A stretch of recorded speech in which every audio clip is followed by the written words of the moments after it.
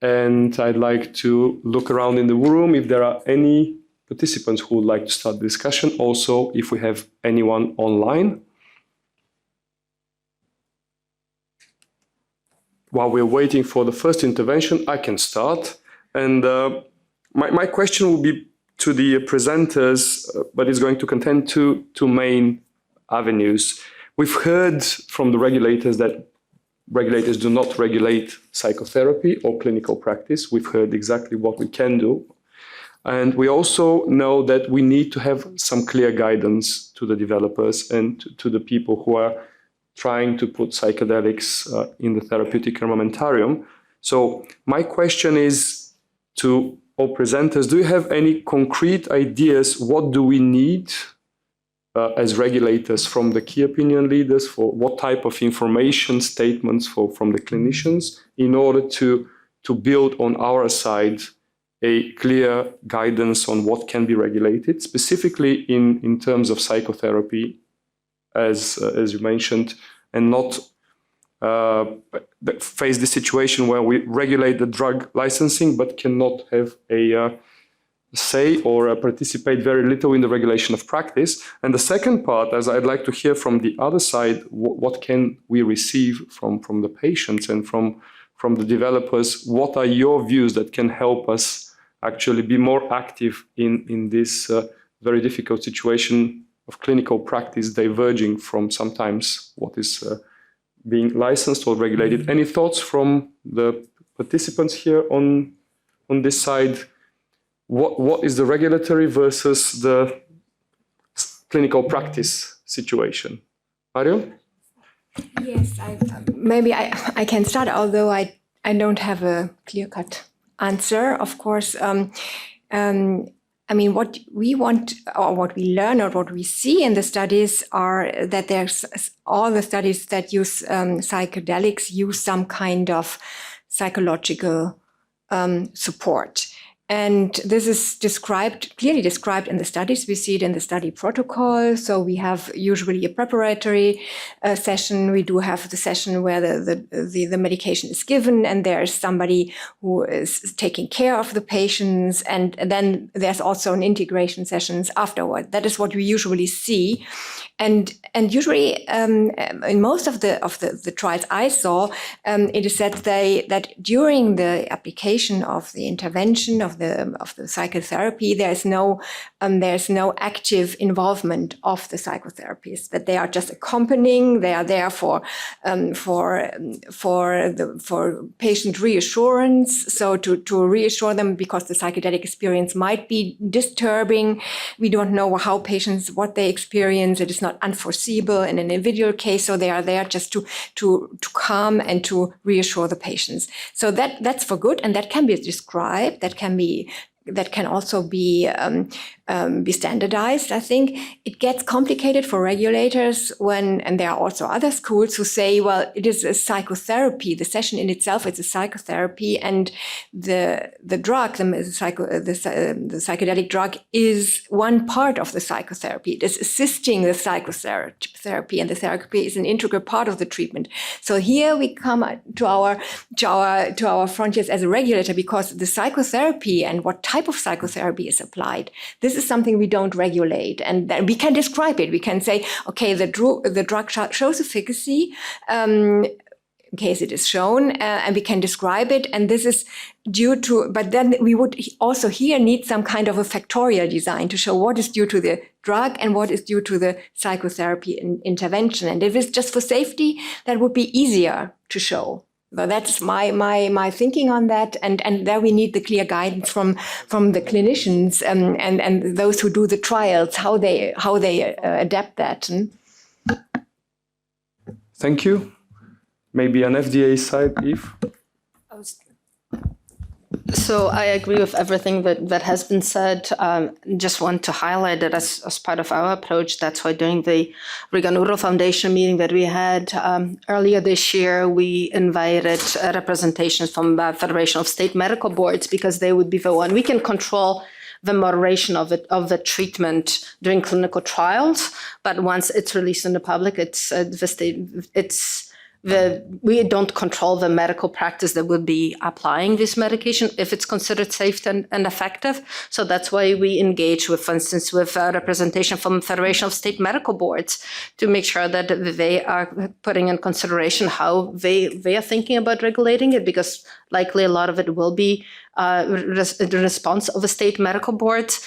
That's why we also discussed it with, for instance, representations from Veterans Affairs, who have a lot of experience of implementation of esketamine into their practice. So they have a lot of experience how what worked for them.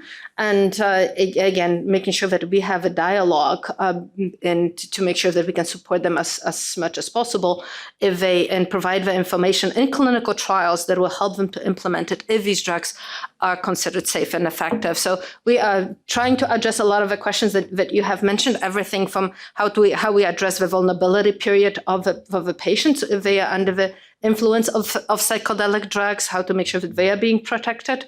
Also, making sure that the regular safety profiles we have taken and protocols are being taken into consideration. Thank you. And I've seen online that Professor Langham also has an intervention. And while you're intervening, there's also a question for you, Professor Langham, about the numbers of patients that are treated so far with psilocybin and MDMA. So if you can also touch on that.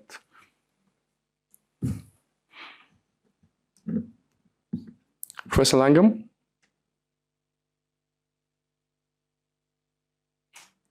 Oh, there we are. I'm unmuted now. So our response to I guess the question of how we regulate the clinical practice is, as our colleague from the FDA has said, we collaborate with the regulator of the clinicians, and in this case for us it was with the College of Psychiatrists, who represent the body that oversees practice, but also the regulator, which is the Medical Board of Australia, ensuring that the clinicians who are active in the psychotherapy space are subject to that regulation. And we extended that into the criteria or the restrictions around the other psychotherapy team that would be present by ensuring that all those, at least one that was present, was subject to the National Clinical Regulatory Body. In terms of the number of patients that have been treated, we don't know. And at the moment, our first 6 months of reporting period, there had not been any patients treated. That was a period, I guess, of still getting authorised prescriber established. And so our second 6-month reporting period will be coming up at the end of this June, and we'll know then the sort of activity that's been able to be established. It's not happening broadly. It's to only have 9 psychiatrists who are authorised, and the psychiatrists themselves will say, this is the sort of process whereby they can only do sort of 5 or 6 patients per annum in order to be able to do it according to the sort of regular guidelines. So we're not expecting a huge avalanche of patients. And I guess the other restriction too in Australia is that this comes with significant cost. This is not something that sits along our usual universally funded healthcare system. So it does sort of create a bit of a disincentive because of the huge cost to the patient, which runs for a complete treatment program of about in the realm of sort of $20,000 to $30,000. Thank you very much, Professor Langham. We have a question in the room. If you can just present yourself. But Professor Nutt, it was behind you first, okay. Yes, and then you have the floor. Thank you. So my name is Christina Kuhl-Olsen. I'm from GH Research, and a pleasure to be here. It's more of a comment in terms of we are describing it as classical psychedelics. I think it's important that not all psychedelics are equal, and there are programs who are not using psychotherapy on top of the treatment. And as for our program, we can do that because of the brevity and the fast onset of the psychoactive effects. And it lasts 5 to 30 minutes. So it's important when we consider this that we consider the different mode of action. it's also there are different presentations. The patients, they experience differences. So just be mindful. I know we will discuss later today in another session, but I would like to pay your attention to this. Thank you. Very clear comment, and we received almost identical comment from participants online from Professor Vyacheslav Kobala, Department of Psychiatry in Gdansk, who mentioned exactly the same, that not all studies use this, and in many cases it's the psychotherapeutic intervention is a standard of care approach rather than anything else. Thank you. Professor Nutt, I think you had a question. Yeah, I guess a couple of observations. So I am slightly worried that we may be reflecting some of the historic stigma against these drugs by being obsessed with blinding. And I'm interested to know whether in other branches of medicine, the same concerns are expressed. I'm particularly thinking about things like surgery, which, blinding is not particularly easy to do, but no one disputes that surgery works. So I just wanted to hang that in the air because obviously other people will be talking about that and reflecting on that. And then also the question of expectation. And yes, there is, we've already touched on possible positive expectations, but our data suggests that expectation didn't have any impact on the outcome of psilocybin therapy in depression, but it did interestingly have a positive effect on the outcome for escitalopram therapy. And then you get also into another very interesting area where a lot of the public discourse around drugs for psychiatry has been very negative, and that was also contaminating comparisons against traditional treatment. So I think it's a complicated field, but I just want people to realize that it is complicated. And beyond that, if there are lessons from other disciplines, I don't want psychiatry to be, again, the whipping child of medicine, as it often has been. Thank you very much for the comment. Yes, I understand your concern, and you made very valid points. Specifically on the blinding and the requirements, they are no different than requirements for any good practices for controlled and good data gathering. It's not the question of whether you do it, it's the question of what the outcome is. So, I'll be interested to see and to hear maybe a few views from, we have quite a few methodologists and people in the room, and I'm sure that Dr. Elfering, just in front of me, Andre, are you happy to give a general comment or an overview that this is not an exception, and maybe try to explain how, in general, methodological aspects are resolved in such and similar conditions? This Dr. Elfering and Professor Elfering is the chair of our CNS Working Party, among other things. Yes. In general, if you have a subjective scale, you need blinding. And if the variability in the subjective scale is very high, then you need even more blinding. But that's the general principle. And even in Parkinson, we have placebo-controlled trials. We know that the motor symptoms are highly sensitive to external influence, let's say the placebo effect. So that's true. If you talk about blinding with respect to adverse events, I am more lenient. I would be more lenient because in general, an adverse event must be very frequent and very exceptional, but it's only in one treatment arm. So even if in the active treatment arm, even if in the active treatment arm, the frequency of the event is higher, but in the placebo arm, you also have the same event in a lower frequency, there is an element of guessing. You cannot guess based on this kind of incidents. You cannot guess what the patient is receiving. So for adverse events, in general, it is less demanding than blinding. Of course, we won't have blinding, but we accept that sometimes there are adverse events which could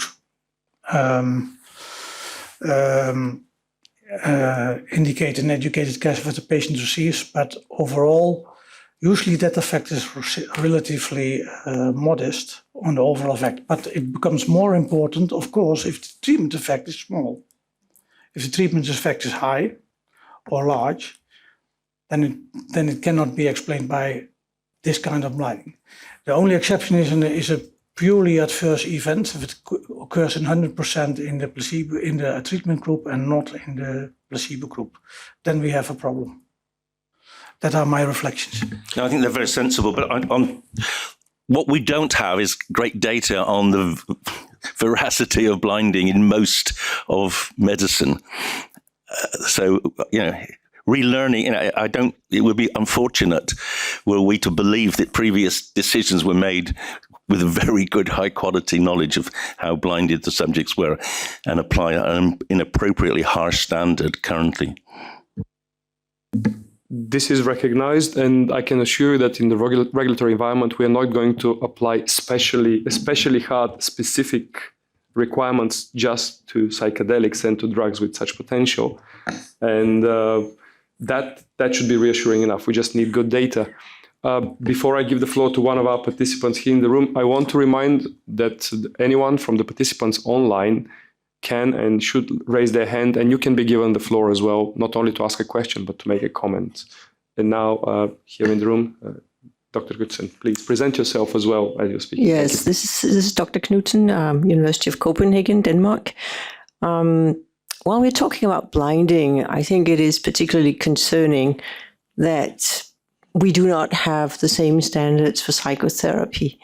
And I think it's dangerous, you could almost say, to put up certain criteria for how such assisted psychotherapy should be done without having a specific knowledge about the efficacy of the treatment. And there isn't a very long tradition for that. And just as Dr. Knott was just telling us that there is a long history of not having evidence for different medical procedures. So I really would like to echo what was said by Marion Haberkamp, that factorial designs to tease out what is really the contribution of these elements. And having said that, I think what one could regulate would be to take care of the patients that are vulnerable, to have procedures that ensure safety for those patients so that they are being carefully taken care of. Thank you very much, Dr. Knudsen. Dr. Haberkamp, a follow-up? Yeah, well, no, thank you for this comment. I think this is a shared view. But I have nothing to add to that in principle. But going back to the blinding issue, maybe. I mean, I think we do have tools to control these things. So first of all, we can have a blinding questionnaire inserted to estimate what kind of unblinding was in the study, and also we can disentangle patient the raters, the clinicians who follow the patients during the sessions and then who do the evaluation of the outcome, and that was done, for example, in Spravato, esketamine, which also had some dissociative effects, and there was a clear separation of those who did the assessment of the outcome. So this can be done, and I think there are principles there. It's not easy. There's also the tool of using low dose or comparative doses, low dose, or some dissociative agents who have some similar effects but who don't have the psychedelic effect. And this is done, can be done. I think it's not more or stricter than in any other area, but we just have to be careful to tease out the effects and to see how this can best be evaluated, and there are principles as Dr. Effring just outlined. Thank you very much. There's an intervention from Dr. Inamdar here on my right. Thank you. Yeah, thank you very much. Great discussions, quite stimulating. Amir Inamdar, Chief Medical Officer at Cybin. Maybe a couple of comments and then a question for Dr. Haberkamp at the end. Blinding, I wonder if we are placing too much emphasis on the need for blinding. This is an issue which is not unique to psychedelics, and this is not for the first time that we faced it.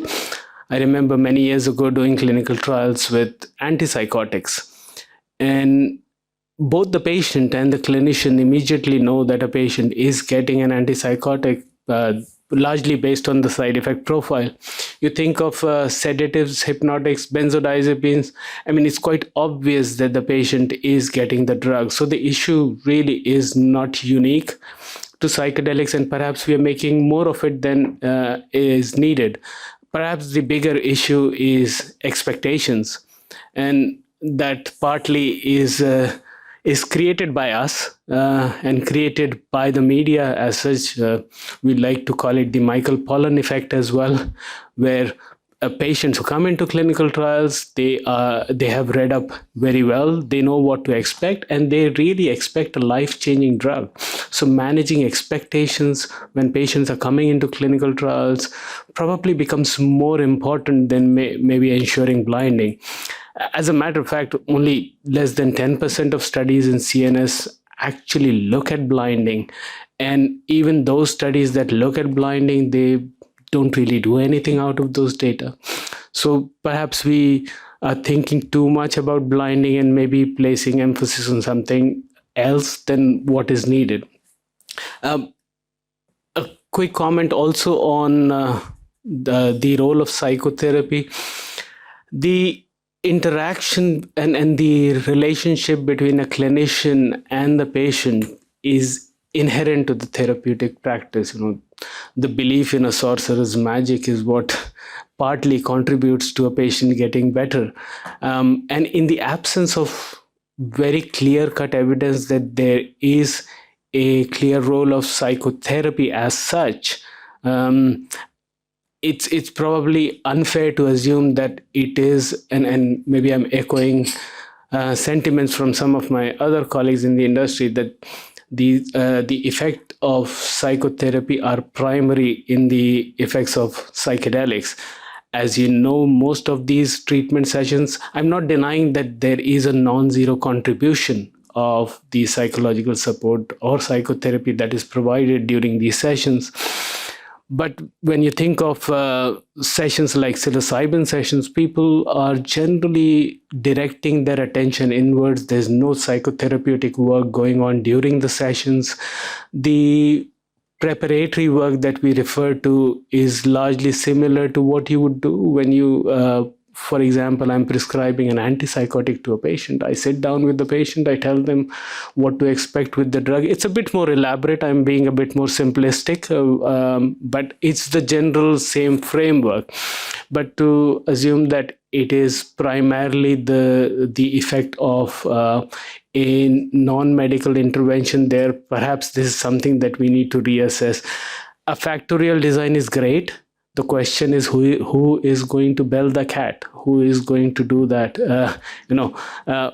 It is going to be a big and an expensive study.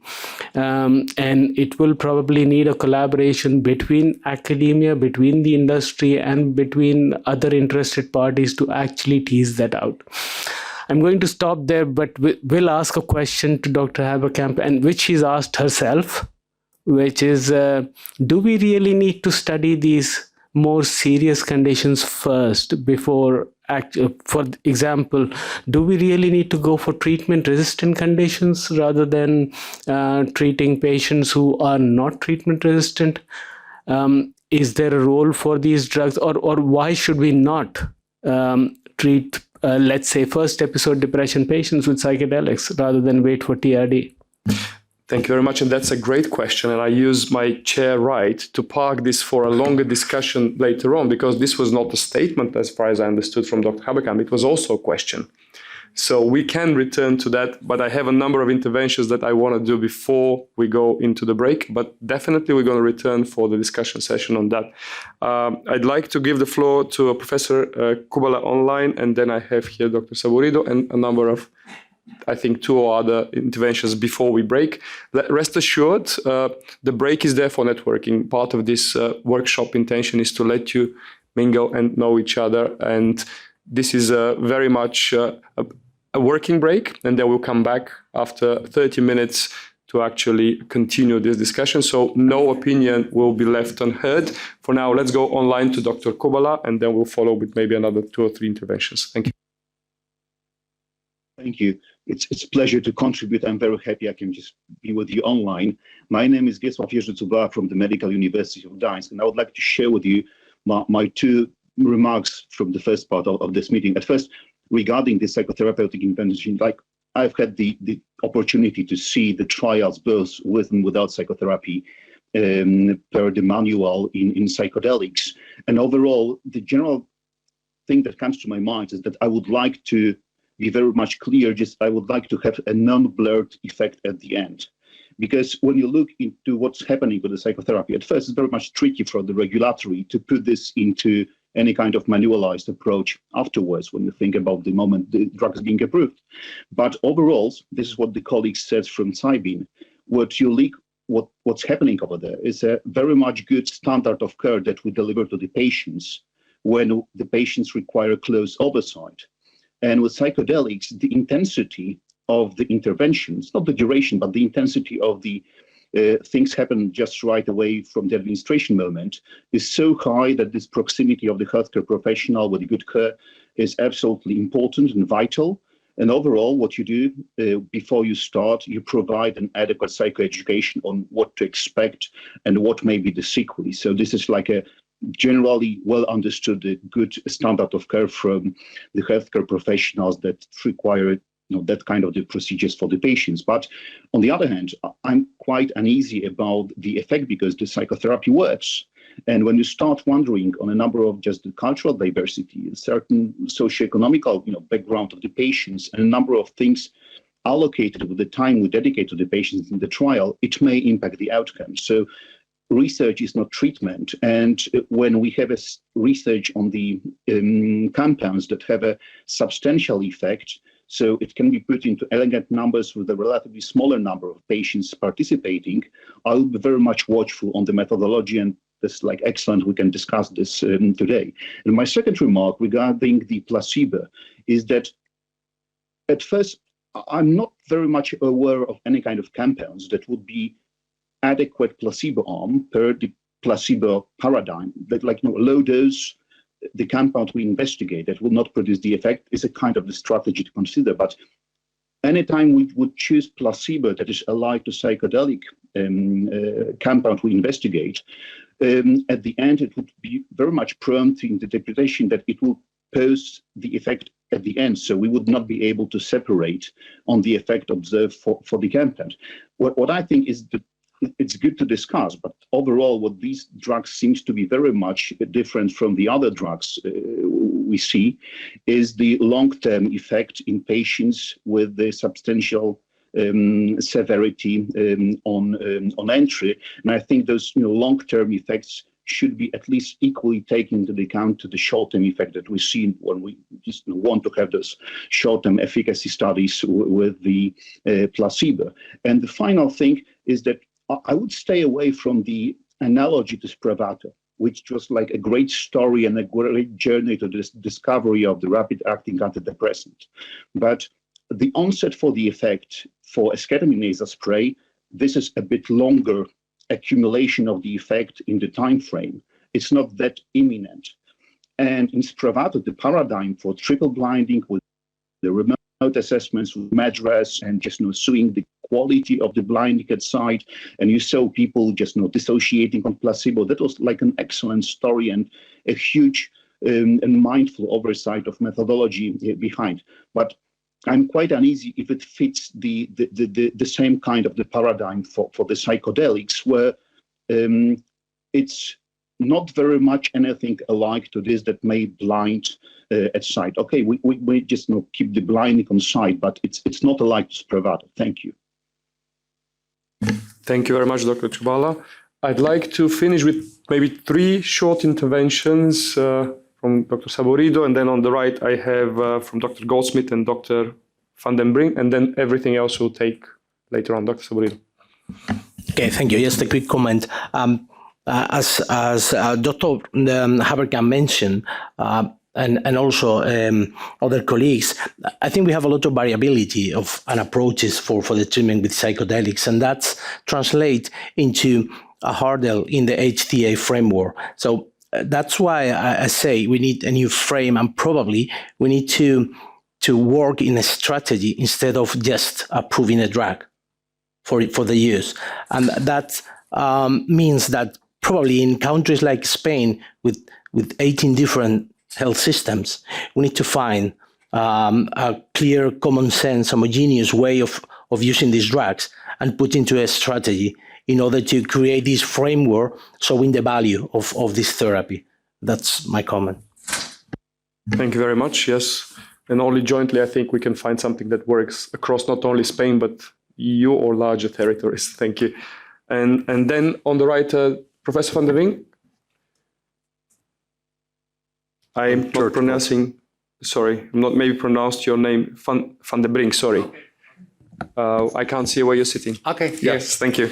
Yeah, maybe two remarks. One is, if we think about blinding and the treatment of children with ADHD with stimulants, as a very clear indication, it's our best medication in psychiatry, and blinding didn't work. And some people have doubted the effectiveness of stimulant treatment in ADHD patients. I think that would be a shame if we do that again.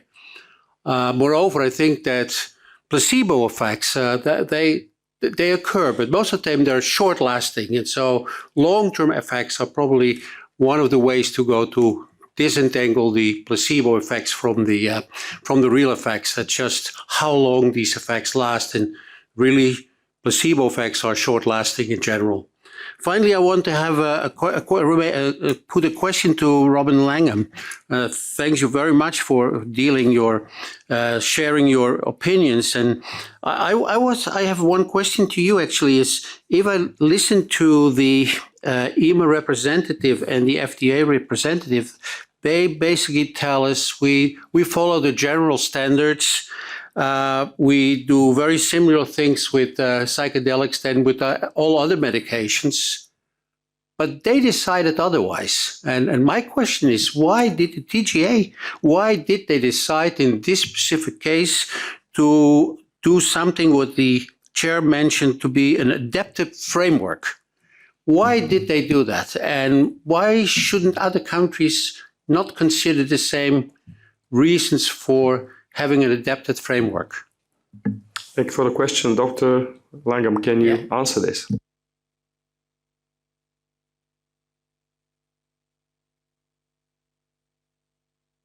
Thank you. A good question. It was a very long process where there were a number of issues considered. And my understanding of the decision was that it was, I guess, a combination of emerging clinical evidence. Really, I mean, we've spoken about the burden of mental health disease and the lack of new treatments and novel treatments and effective treatments in a large number of conditions. Coupled with, I guess, a reassurance of the overall safety profile, provided the right clinical restrictions were put in place. So it was a combination of those three things that brought the delegate to make the decision. The most challenging for the drug regulator, obviously, is to be able to try and reassure the community about the clinical activity, and that's where we've been very dependent on the clinical regulator to be able to help us with that. Thank you I hope very that much. makes sense. Thank you. And there was a thank you also from the room. And last intervention before your coffee break is been told from Dr. Goldsmith from Boundless Productions. If you can just raise your hand. Yes, thank you very much. So go ahead. In full disclosure, I'm also co-founder and former chairman and CEO of Compass Pathways. I just think it's really important that, first of all, thank you for having this session, because I think the nature of the questions thus far indicate the importance of this session. I think also that it's probably useful for us to really consider the psychedelic sessions with assisted psychotherapy or psychological support as an empirical question. And I think that we really need to look at this and build this up in a way that does rely on evidence, as regulators and HTAs will inquire. I would like to point out historically that during the dark ages between 1970 and the resurgence, a group of psychologists largely working underground, largely with MDMA, really were focused as on this construct of assisted psychotherapy as psychotherapists. And I just wonder what would happen if these were psychiatrists rather than psychotherapists in this current field. Thank you. It's a good question to get us thinking. And maybe we can come back to this in the longer session of almost 2 hours that we have after our coffee break. I think that we all need a bit of a break and to get reinvigorated by a steady dose of caffeine. Sorry for prolonging this another 9 minutes over time. And to the colleagues and to the participants online, we will be back with a live discussion here at 15:40, where we're going to have, as I said, almost 2 hours of panel discussion with some more distinguished panelists joining us and questions and interventions from the room and online. So for now, a short coffee break. Thank you very much. Back in 20 minutes. Good afternoon and welcome back to the people in the room and also to the people online. It's nice to have everybody back refreshed and ready for discussion.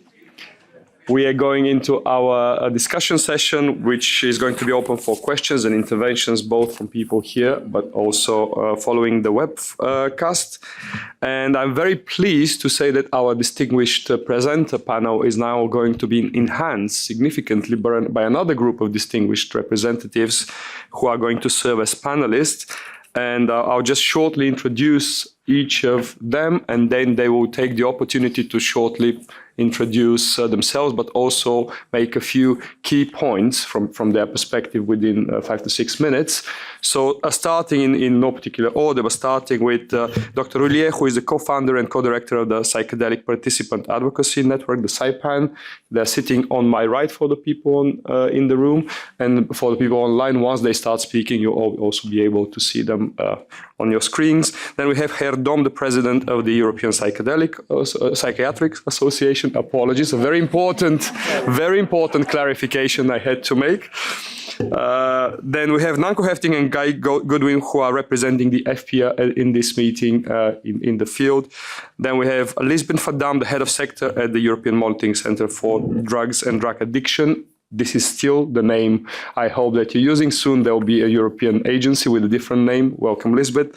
And Suzanne Dixon, who is the president of the European Brain Council, next to her. And last but not least, we have yet another regulator from another important region. We have Kathy Soltis from Health Canada with us. So if I can just ask each of our panelists to shortly present, and as mentioned, make a few important points from your perspective. Ian, if you please. Okay, hello everyone, and thank you for inviting me to be here today. Just to give you a little bit about my background and PsyPAN, I'm here to represent the patient, or as we prefer to say, participant voice here today. And I've taken part in 2 clinical trials, myself in 2015 at Imperial College and in 2019 at King's College, examining the use of psilocybin to treat depression. The trials had very different outcomes. I enjoyed what they call an afterglow after the first trial, where my depression lifted for about 3 to 6 months. And after the second trial, my depression came back as I was sitting in the room.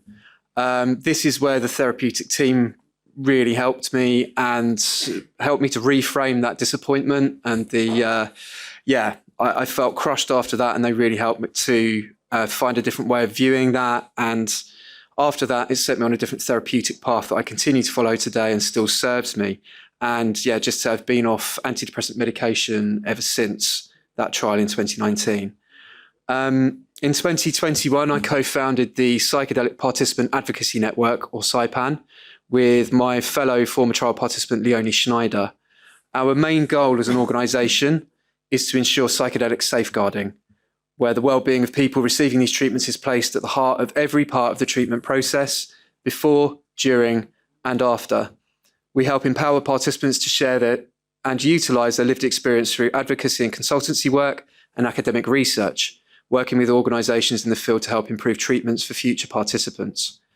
We're building a community of participants and also looking to create spaces for community peer support for participants to access post-treatment, for which there's a great need. So talking points, if I haven't used all my time already. Can I just point out as well, I'm not a doctor. Just to say that, sorry, to disappoint anyone. One of the few people in the room that's probably not. So this really touches upon what has come up repeatedly from other speakers. There's an ongoing debate around the value of the therapeutic element of psychedelic-assisted therapy. And there's not enough time to cover the various viewpoints here, but I think various people have already done that for me. People leading that debate rarely mention the real lived experience of trial participants. And as an advocacy group, it's our role to represent the views of people who've received these treatments. And in our experience, the vast majority of trial participants want or need additional therapeutic sessions around the treatment to help them understand and integrate their experiences, and that helps them to create lasting change and prolongs their remission. Psychedelics may be powerful therapeutic catalysts rather than cures in and of themselves.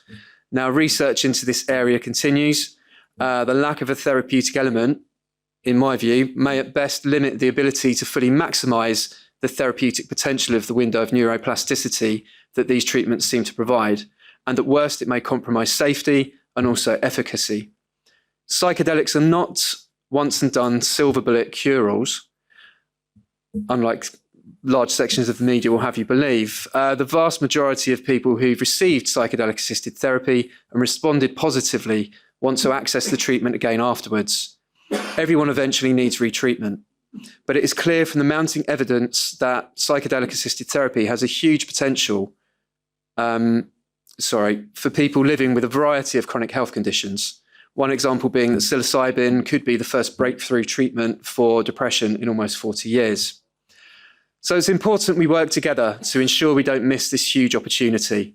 Key considerations include ensuring psychedelic-assisted therapy is delivered in the safest way possible. That involves providing adequate preparation for participants, how the space is held during the treatment, through to the process of supported integration afterwards. Scalability is linked to this, as has been discussed earlier. These treatments need to be rolled out sustainably, and affordability needs to be balanced with ensuring corner cutting doesn't jeopardise patient safety. Finally, rolling these treatments out across the EU will involve a level of standardisation. That's also been mentioned. The process of standardising treatments will still need to allow for flexibility to accommodate specific health conditions, people's individual needs, and how different psychedelic drugs work in different ways. This may all sound complex, and this brings me on to the second talking point. But this is where an EU-wide coordinated approach is so vital to reach consensus on treatment programmes for different psychedelic drugs and treatment models. These therapies are already available in various countries, but not available in the EU. So how do we accelerate access and ensure people in the EU are not left out or unable to access the treatment they desperately need? So this is where I would refer to the multidisciplinary advisory body that Tadeusz mentioned Pereira is advocating for, which will include all stakeholders, including patient groups. This will help strategic planning and create a collaborative approach around standards of care. It's a waste of precious resources not to have a coordinated effort, and there's huge value in working together. SAIPAN fully supports the establishment of this desperately needed body, and the EMA can play a key role in this. The EU should be leading in innovation, and this advisory body will enable this to happen, and most importantly, ensure people within the EU are able to access these treatments and improve their health and well-being. Working together, we can fully realise and harness the potential of psychedelic-assisted therapy and help bring these treatments safely, sustainably, and equitably to all who may benefit from them. Thank you. Thank you very much for this wonderful intervention, Ian. And you've made all valid points, and the patient perspective is absolutely crucial to us. I'm very happy that you also mentioned the important point on managing expectations, which we heard earlier, which will be key in how we progress forward. Thank you very much. Thank you. If I can ask you to just release your mic, and then we go forward to Gert, who is the president of the European Psychiatric Association. Here, go ahead. Thank you very much. Although the European Psychedelic Association would be a nice career switch, I think. I'm pretty sure of that. So thanks for the invitation, and thanks also for the very inspiring talks that have been going on this afternoon. I think it's really a way forward. Just a couple of words on the European Psychiatric Association. We are a scientific but a very clinical also association, and through our member National Psychiatric Association, we reach about 78,000 psychiatrists in Europe, which is basically about 80% of all European psychiatrists, most of them clinical, and maybe potential hopeful prescribers also. So I think, and I'm very happy with the Australian example, the thinking about how we can proceed as a society and can contribute to this. The topic has been discussed in our society and meets great interest, and I refer to our position paper that hopefully in the next coming of weeks will be published around that, so please visit it. Just a couple of things out of there. Given our clinical interest, of course, good science is very important, but for us, the clinical translation and the problems or solutions around it are very important. I refer to the need on guidance, guidelines, and protocols on screening, on preparation, drug administration, integration phases, clarifying these roles of therapeutic or psychotherapeutic, the combination with other psychiatric medications, important for real-world patients. I highlight that these requirements are often not always met also for other psychiatric medications that are already very much used and are often very different in different European countries. So it's not or, it's and I think we should talk nuanced about that.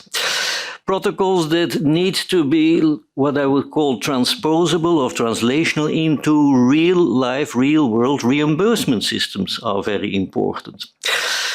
Another topic for us that is really important is equity of care delivery. One of the reasons that the society is quite enthusiastic about the promising effect is that we all realize the level of unmet needs, and that this direction may be one little concrete step towards meeting some of the unmet needs. So, but equity of care delivery is very important, that we have clear indications, but that we can offer them for all who need it. That we also think about difficult to treat populations, real life patients with comorbidity often. And I think that diversity and inclusion of diversity is very important at this point. So many studies have been done in, let's say, white people, to say so, but I think we need cultural diversity, socioeconomic diversity in the different study to be really implementable. The cost health economic analyses are so important given the complex combination with pharmacology and possible counseling or psychotherapy, so that is very important. And also regulations and attention is warranted, I think, for the different commercial interests that are playing and that are playing very heavily and have a potential danger. These are some of the things. I want to add finally in my 4 minutes some major concerns, in the sense that I think what I have said are, I think, quality things that need to be answered in view of real world implementation. But I want to highlight also these need to be realistic and on the level of what we do with other kinds of pharmacological treatments within the mental health system, which are, again, I repeat, often very diverse, with very diverse guidelines. European guidelines that are recognized throughout Europe in the treatment of mental health disorders are still a very far stretch away, so it would be overreaching. Of course, this is the aim, but we need to keep that level. And another concern I have about this is a little bit of concern of delay of the process. And I'm going to talk now over my personal experience in my region, which is Antwerp, large city, where I see an incredible increase in what I would call gray treatment fields.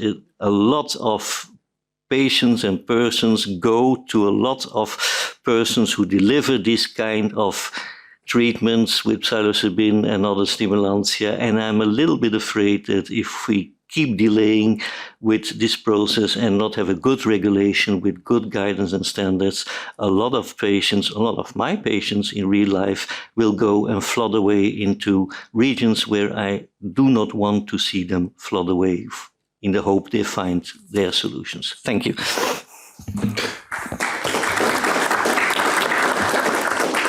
Thank you very much, and thank you for specifically the last point. We have to act, and that's why we have to act together to make sure that we have a framework which allows controlled and reliable medicines to be available rather than their counterparts, which can bring different types of problems. Moving on, we have in the panel also representation from the pharmaceutical industry and the FPA in particular. So Mr. Goodwin and Hefting, could you please share your views on the topic? Thank you. Yes, thank you very much, and thank EMA for inviting us to this discussion. It's very much appreciated. I'm a member of the Clinical Research Expert Group in FPA, the European Federation of Pharmaceutical Industry Associations, and would like to bring the input from industry in this discussion. And I'm joined with Professor Guy Goodwin of Compass Pathways, one of the companies developing psychedelic treatment for the treatment of treatment-resistant depression. We've also solicited input from a number of other companies that are developing drugs in this field. So this is a joint input from several companies. So we'd like to have highlight 3 points, and some of this has already come up with in the discussion. One is the definition of an acceptable comparator for all stages of drug development. The second one is the definition of minimal individual support that is necessary for the safety of the participants in psychedelic treatment. And the third one is the collection of adverse events or the effects of the psychedelic treatments during the administration. So it has already come up that blinding is difficult with the psychedelic experiences, and that it is difficult to match with a so-called inert drug. There is not such a thing. And especially with patients who have previous experience with psychedelics, they will know when they experience the psychedelic effects. The likelihood of this functional unblinding may, of course, bias interpretation of efficacy, but this could be mitigated by including a different way of comparing treatment conditions. And one way could be to include several dose levels of a drug. We think that placebo should still be included, but comparing the effects of different dose levels and be able to assess a minimum drug dose, minimum effective dose level or a non-effective dose level could also provide convincing arguments for efficacy. Also, in several studies, it seems the subjective effects of acute experiences are predictive for outcome, and depending also whether this is positive or negative experiences. There's still more research needed on this topic, but this could also be supportive for a drug effect and dose-related effects. So turning then to the definition of the individual support, that is clearly needed for providing safety for the patients. It should be said that most drug development programs from at least industry point, with the exception of maybe MDMA in PTSD, do not implement formal psychotherapy. There is preparation of the treatment in providing the information on what can happen, what effects could be expected to the subjects, and the subject should be consent to participating. Of course, this can be part of the informed consent process, but it's not really formal psychotherapy. Then the support staff should be present during the administration, but the requirements for that support staff, which is maybe sometimes thought of as a psychotherapist, but that could be broader. The support itself should be manualized in that it's standardized across sites, but the background of the staff giving that support should be compatible with the core competences, but does not need to be at the psychiatrist or psychotherapist level. That would make applying psychedelic treatment much more feasible, also from a resource point of view. Then following up on the psychedelic experience, as we heard here, is important and should be done to have a good treatment outcome, but it should not include psychotherapy efforts, because that may bias the assessment of the drug effects itself. Then to the last point is the collection of the effects during the trials with psychedelics. Of course, the ICH definition of adverse events is any untoward medical occurrence, and that should be recorded during these trials as with any other trial. And these should also be followed up on. But the psychedelic effects are not always untoward, and also they're not always reported during the actual session.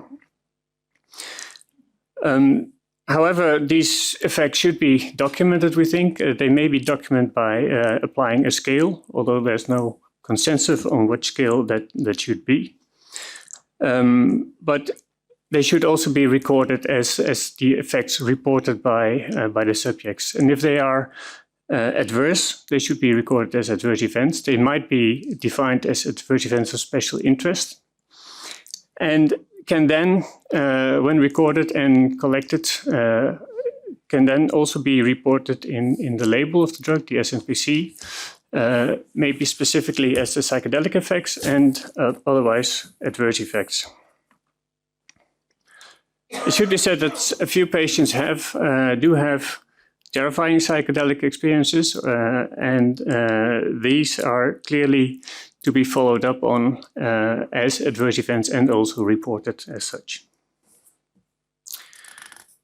So these were the main points we would like to have to make. Maybe one additional comment on commercial development of psychedelics.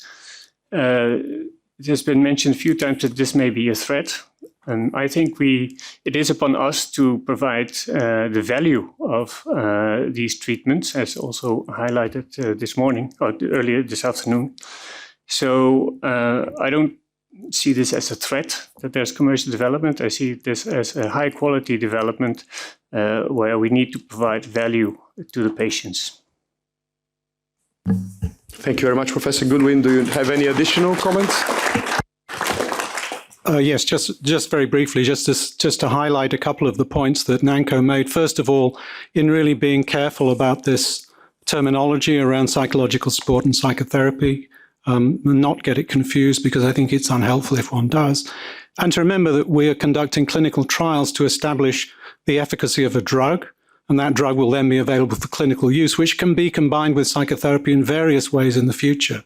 But if we're to have the drug, we have to prove to the regulators' consent that it is a drug that is effective in itself, and it's not just assisting some non-specific effects of psychological support or psychotherapy. So that is why we're designing the studies as we are, and it's why we need high-quality consent. And Ian Rouillet was making a very key point about patients being participant in this. They are volunteering and giving their time, and they're volunteering for an experiment. And we hope that those experiments give us minimal certainty to move this into the clinical sphere where it will really make the difference. So I think that's really the main point I'd like to make. Thank you. Thank you very much, and specifically thankful for clarifying the role of psychotherapy as seen by the pharmaceutical industry, which I have to admit personally, from our side, we were not sure that this is indeed the main message. It's good to hear very clear that this is the understanding and the use of psychotherapy. And secondly, for tackling or starting to tackle at least a very tricky point about how we classify so-called bad trips and the mention of adverse events, because if you're thinking technically, this is an efficacy measure, but if we have an agreement, we have to make sure that we understand what efficacy measures and what adverse events are we recording in what way. And just to remind everyone in the room, could you please just switch off your mic after you speak? And if you want the floor, please raise your hand physically so we can spot you. Do not switch on the mic because it changes the direction of our cameras. And for the participants online, don't forget to raise your hand and you'll be given also the ability to express yourself.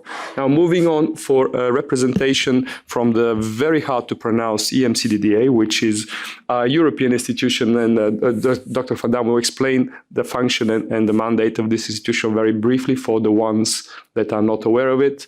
Dr. Van Dam, your perspective, please. Thank you very much for the introduction, and thank you very much for the invitation to this workshop. I found it very interesting so far. So I will be bringing kind of a different perspective. I will be bringing the perspective from the point of view from the illicit use of psychedelics. And yes, at the moment we are the European Monitoring Center for Drugs and Drug Addiction, which indeed is quite a long name to pronounce. But from the 2nd of July onwards, we will be the EUDA, the European Union Drugs Agency, with a slightly different mandate. So just to say, we collect information on the illicit drug market, and we collect this information through a network of national focal points. We collect information, quantitative information, qualitative information from the network of national focal point, as well as from key expert networks. So this brings us to different data sources, including data from general population surveys, school surveys, but also online surveys on drug use, wastewater analysis, hospital emergencies, treatment demand, and so on. And this allows us law enforcement data, and this allows us to get a picture as complete as possible about the illicit drug situation in the EU. Just, I would like to start with saying a few words about the illicit drug situation in general. We are, let's say, in a period where there is a high availability of illicit substances, thinking about cocaine, cannabis, and so on. And not only is there a high availability of illicit substances on the market, these are also characterized by high purity products and high potent products. And not only that, but there is also an increasing diversity of substances available on the market. And all these factors together, and this is particularly important, I think, also for the context of psychedelics, is that users are not always aware of the actual substances that they are taking, thinking about tablets that may be adulterated. And this is also why we also collect information from drug testing services. The medical use of psychedelics, the agency closely follows these topics for a number of reasons. We already heard the mental health problems, but this is particularly the case also in specific vulnerable populations, such as people that use drugs. So when we talk about psychiatric comorbidities, so we are also very much interested from that point of view for the evidence base that we are discussing these days. Then also there's been, as we heard before, quite a high media attention for the medical use, for the developments in the area of the medical use psychedelics, and there's been some concerns expressed that this might lead to an increase in experimental use or in changing patterns of use. And as my colleague in the panel mentioned before, yes, we have seen in a number of EU member states certain practices or programs appearing where psychedelics are being offered for spiritual, therapeutic, well-being purposes, but really in regulatory gray zone or even in illicit settings and practices. And again, this makes people looking out for support even more vulnerable. And yes, another reason why the agency is interested in this topic, because also we see quite some confusion also in the public debate, and we see the medical and the non-medical use of these substances in the public debate being, there's some confusion around that. So what I will do is present some highlights for you around the illicit use of psychedelics, or the non-medical use of psychedelics. So let's start with MDMA. We estimate that around 2% of young adult, which is the age group of the 15 to 34-year-olds, they have used MDMA in the last year. But of course, this often concerns episodic patterns of use in specific recreational settings, certain social events, and we notice an overall stable situation in the EU. In MDMA use, but there are quite some national variations. We saw a disruption during the early stages of the COVID-19 pandemic, of course, because of social distancing measures, but we see that the trends have caught up since then. Something important, I think, to mention is the strength of the MDMA tablets and powders. So, as I mentioned at the start, people using MDMA might not always be aware of the actual strength, and this might put some people at risk. If we look at harms, we not very often see MDMA mentioned as the first problem drug when people enter drug treatment. However, MDMA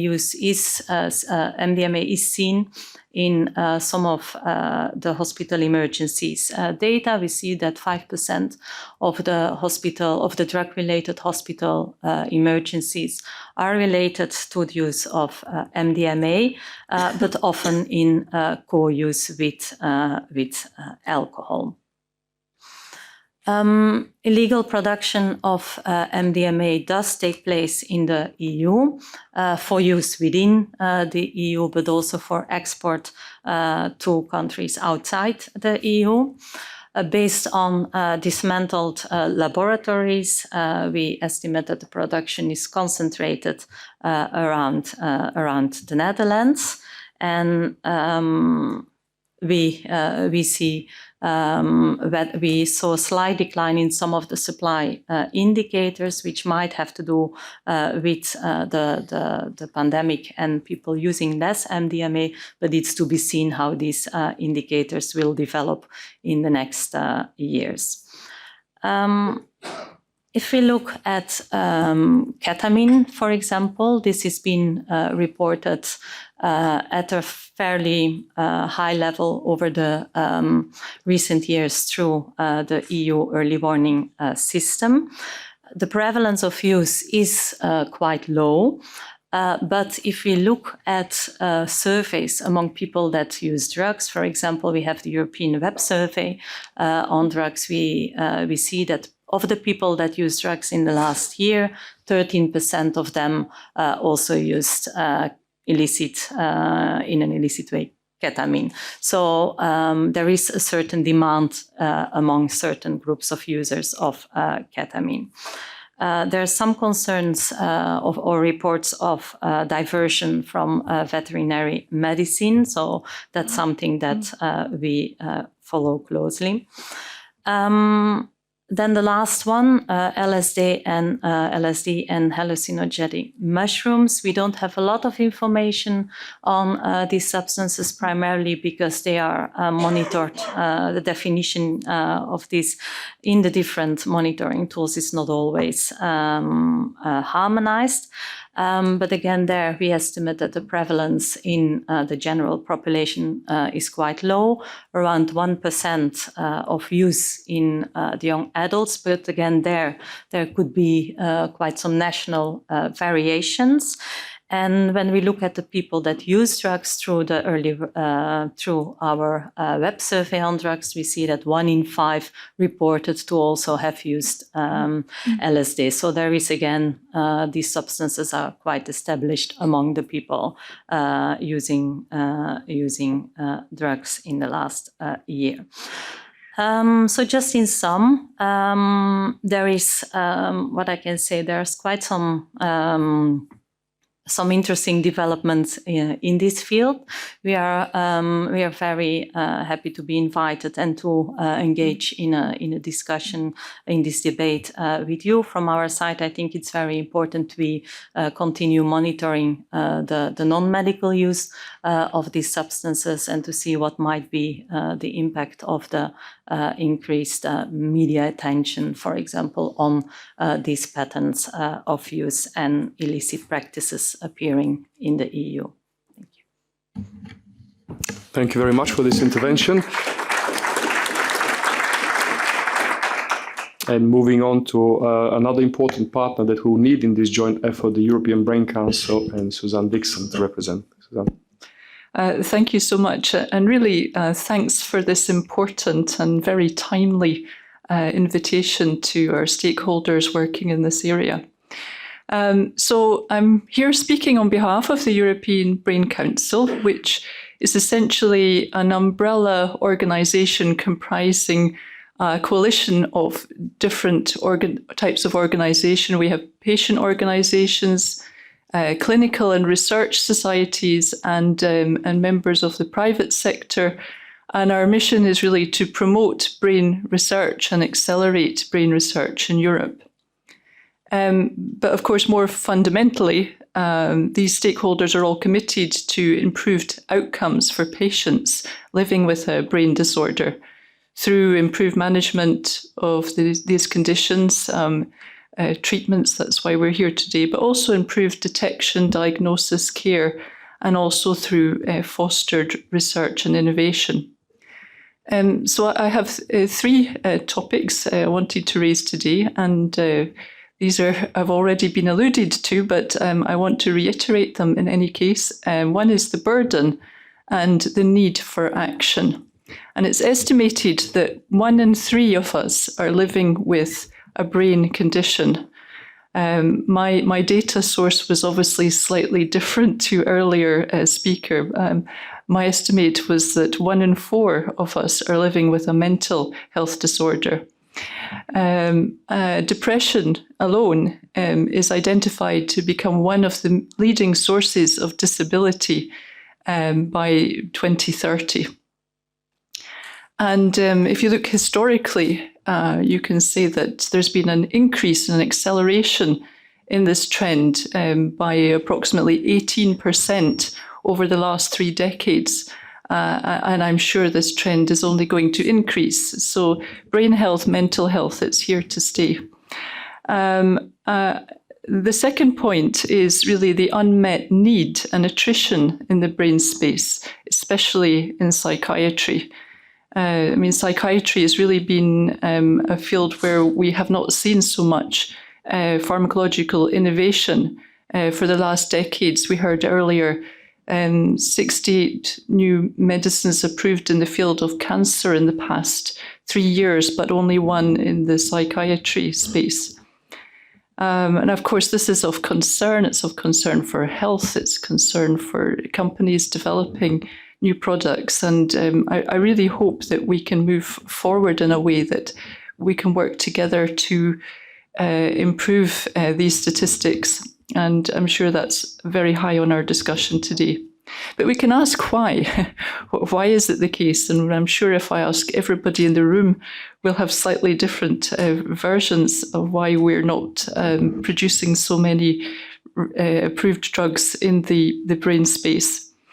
I mean, of course, fundamentally is the lack of understanding of brain and brain disease, basic brain functioning, how pharmacological treatments actually work. There's risk adversity. It's omnipresent in the public and private sector. A key issue here, I think, is to build trust and predictability in the system and a clearer regulatory environment. So we've heard already about the issues of the gold standard, the randomized double-blind placebo trials. It's not going to fit for many of the drugs that we're discussing today. We have a round peg in a square hole, or is it a square peg in a round hole? Nonetheless, we need to work together to make these fit. We're here today to revisit the regulatory process for psychedelics, and hopefully this knowledge can be applied also to other treatments in the future for mental health conditions. This offers hope, light at the end of the tunnel. We need to adapt and accelerate the regulatory process. I was speaking to some companies working in the psychedelic space prior to the meeting, and clearly the regulators and those developing studies are working together, but it's really important that from a very early stage they're speaking the same language and rowing their boat in the same direction.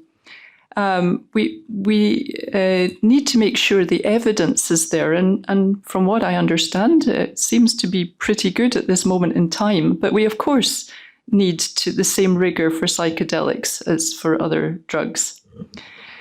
My last point, I'm very happy that patient perspective was represented here, because it's often overlooked and is essential to making progress in the brain space. We need more collaboration, the patients, the clinicians. We need a revolution in clinical practice and issues with real-life implementation.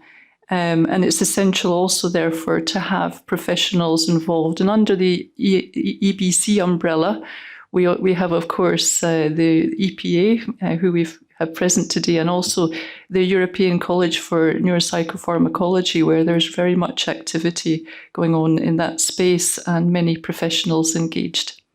Okay, thank you.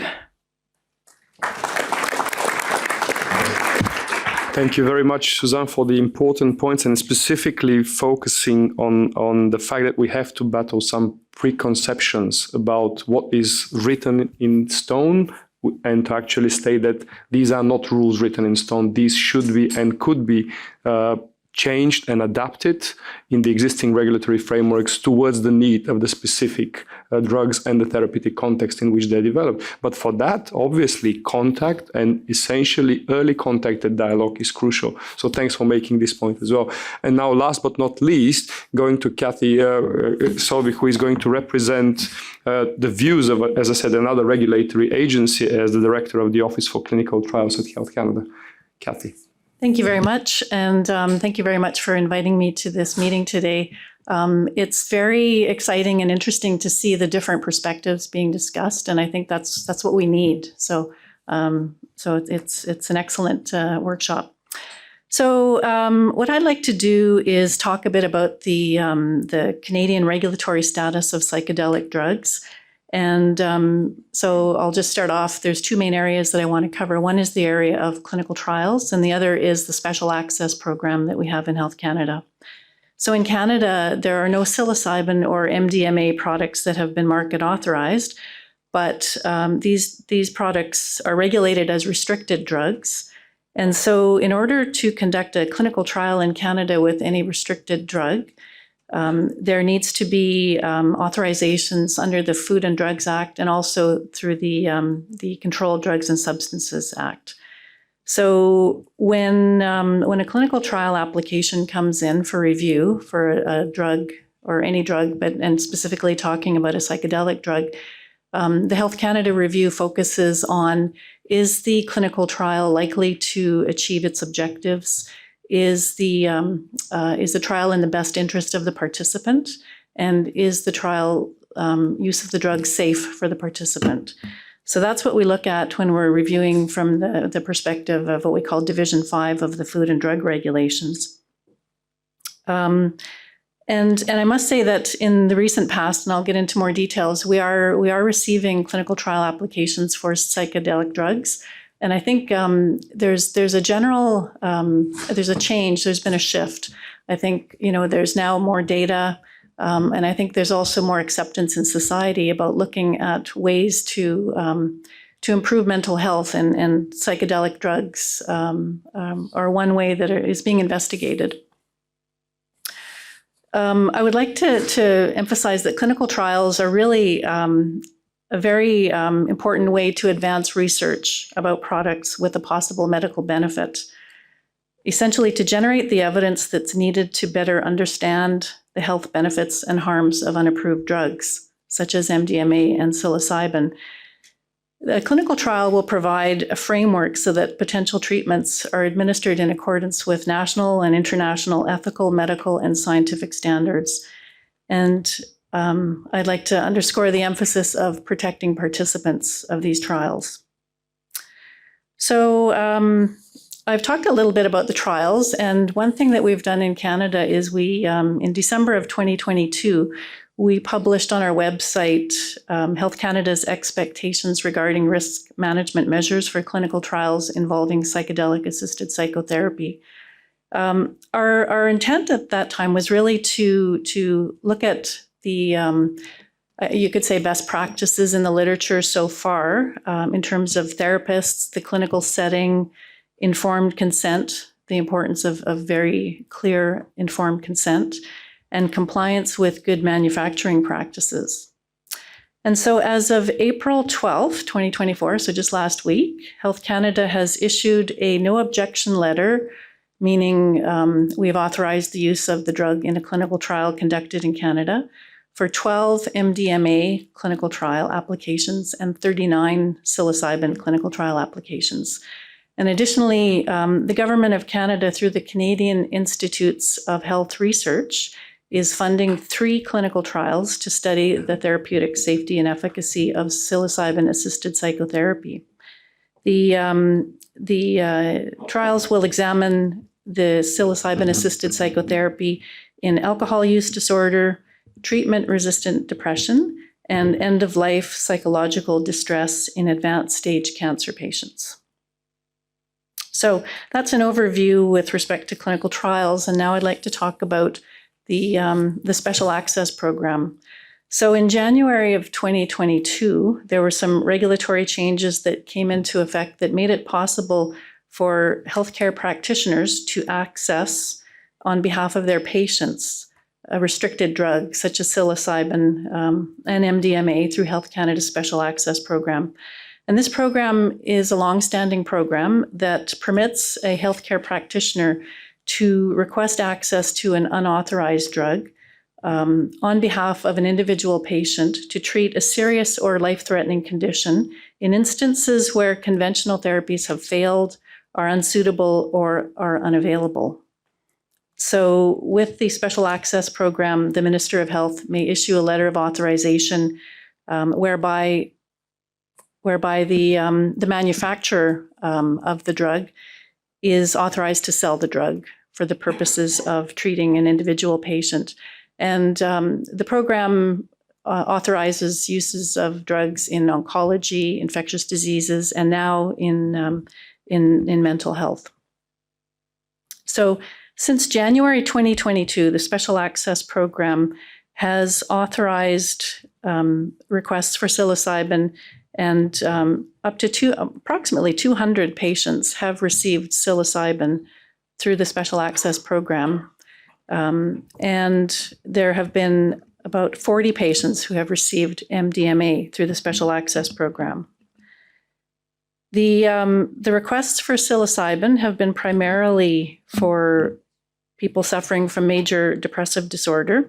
About 2/3 of the psilocybin requests have been for major depressive disorder, and the other third have been for people suffering with end-of-life distress. And the MDMA uses have been for post-traumatic stress disorder.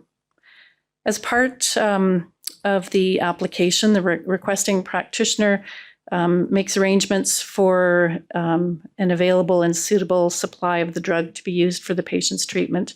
And once Health Canada has issued the authorization, the practitioner agrees to report on the use of the drug, including any observed adverse drug reactions, and when requested, must account for all quantities that have been received. In Canada, the federal regulator does not regulate the practice of medicine or the practice of psychotherapy. The federal regulator regulates the sale of the drug. And so provinces and territories oversee the practice of medicine and psychotherapy. An important point about the Special Access Program is that it's not intended to encourage the early use of unauthorized drugs, in the sense that it's very important that drug development take place. So the Special Access Program is not a means to circumvent the clinical development or the established drug review and approval process. I think as we're hearing today, clinical research is very important, and there are some aspects of psychedelic-assisted psychotherapy that need to be and remain to be well understood. For example, in terms of duration of treatment and duration of effect as well. Health Canada has also posted online. We've published another notice regarding psychedelic-assisted psychotherapy in relation to the Special Access Program, which also talks about similar areas that were discussed in the previous notice I was telling you about, with the goal of ensuring that participants and patients are safe when they receive psychedelic-assisted psychotherapy. I guess the last thing I'll mention is that Health Canada is in the process of creating the Scientific Advisory Committee on Mental Health Disorders, which will be a committee of experts to discuss the Canadian clinical context when it comes to recommendations for treating various mental health disorders, including those that we're discussing today. And so with that, I'd like to thank you for your attention and looking forward to the rest of the workshop. Thank you. Thank you very much, and specifically thank you for the numbers and these very encouraging early results that we'll see from those will probably shape our discussion for the future. Thank you very much. And with this short intervention from each of our panelists, I'll urge now the audience online and here in the room to make use of this really multi-stakeholder combination of panelists and speakers and address any questions or topics that you would like to raise. And I have to go back on my promise and return to a question which was raised initially by Dr. Habekamp, but also by Dr. Inamdar on the so-called two-step approach in the development and whether it will make sense or not. And as I'd like to clarify, and maybe Dr. Habekamp can do it herself, this is not an express position that we should. The question was, is this one of the cases where we can approach development in such a way? It will be really interesting to hear from panelists, speakers, but also people in the room and online, whether indeed this makes sense in the particular case for psychedelics. Starting with Dr. Habekamp. Yes, just to reiterate my question. I mean, we started with the depression guideline and with the and we put in information in the draft depression guideline, what we saw in scientific advice, and there were mainly developments on treatment-resistant depression, and also coming from the idea that these are patients who have failed on several aspects and several trials and with medications and that this could be then an approach to help those patients I haven't seen the comments yet, but I foresee that there will be comments who have quite a different view on that, on the guideline and what we described there. And we saw in the meantime also, and I think we will hear about that tomorrow, other development programs who start in more general major depressive disorder. And then my question was, do we have enough knowledge already? And do we feel sure enough that we say this can be a first line treatment for major depressive disorder before trying the other medications? And we all know the limitations of these medications with our approved right now. So, and that's why I just wanted to have this discussion here.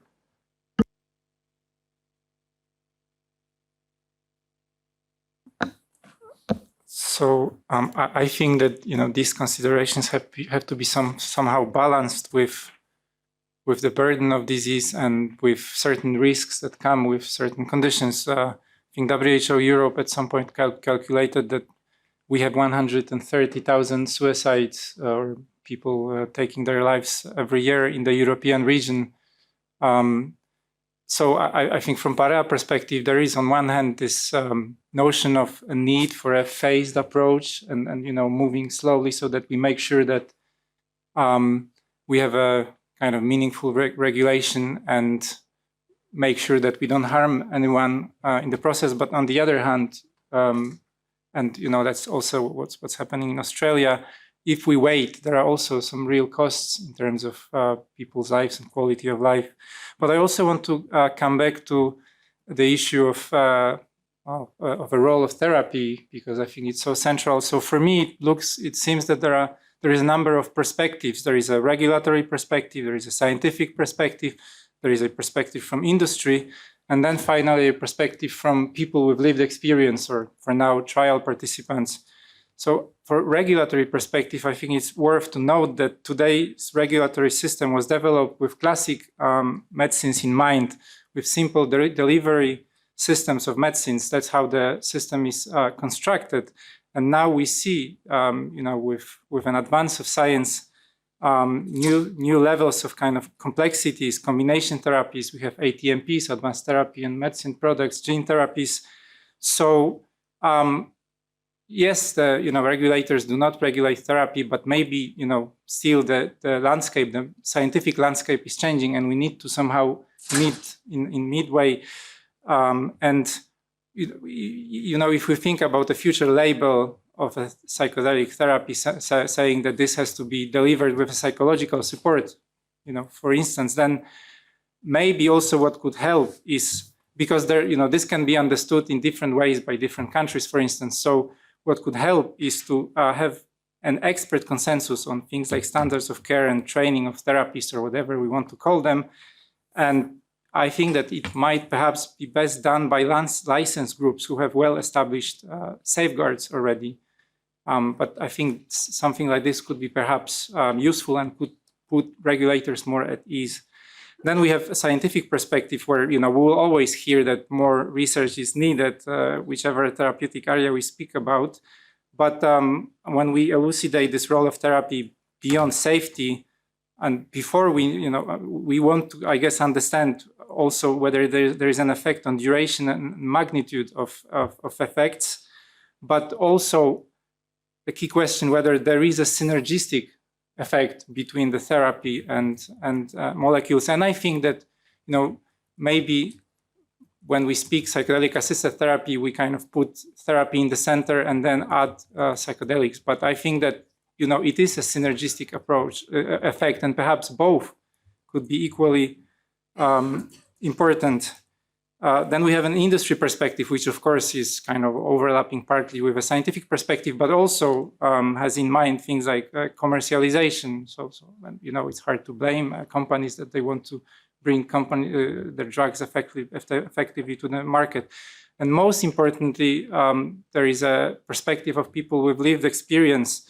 And I think it's really important to, beyond what we yet don't know at the scientific level to listen to people who went through trials, to apply lenses through patient-reported outcomes, patient perspectives. And we know more often than not that people who have gone through trials, they say that they want additional support, whatever we call it. And also we heard earlier that it depends on psychedelic compounds, but also it depends a lot on therapeutic indications, because on one hand of the spectrum we could have smoking cessation or cluster headache. Might be a different role of therapy.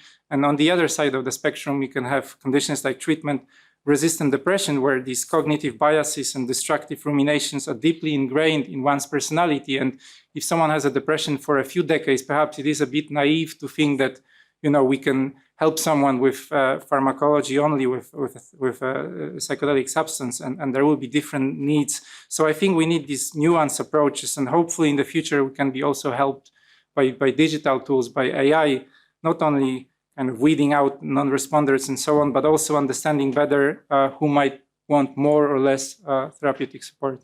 Thank you.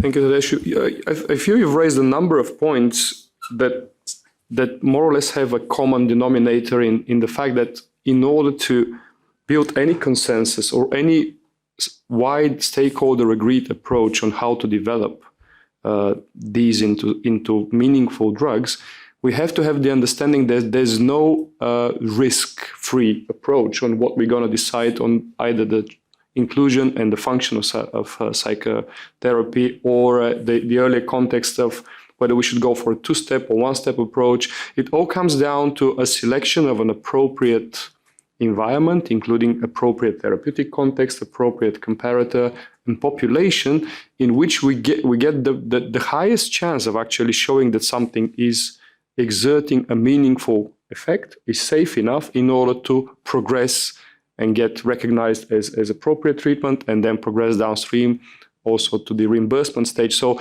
the common denominator for all of the points that you made, but also from our earlier question, is we need the feedback, and that's why I would like to go back and get the stakeholder perspective of how do we define something which is both feasible, but also reflects the need to say, regardless of where it's going to be, one-step, two-step approach, we define a suitable, sensitive, let's call it for lack of better term, population and environment and context to get these so necessary early strong data. It will allow us to make the next steps. And I see that Dr. Inamdar has raised his hand already. Go ahead, please. Sorry, maybe if I can go back to the previous question about a graded approach and first tackling more serious or more resistant conditions. I mean, it's quite well known in medicine, in psychiatry. For example, let's take the example of depression, that every episode that a person has, every new episode increases the chances of having a further episode. And the general principle we have in medicine is early intervention, treat early before it becomes more serious.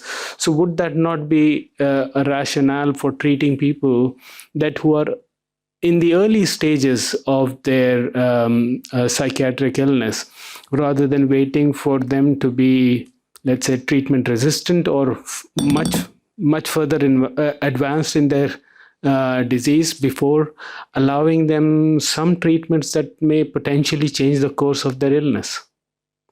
Or if you want to put the question differently, what would be the concern, if you like, for treating patients who are earlier in the course of their illness with a novel drug like psychedelic?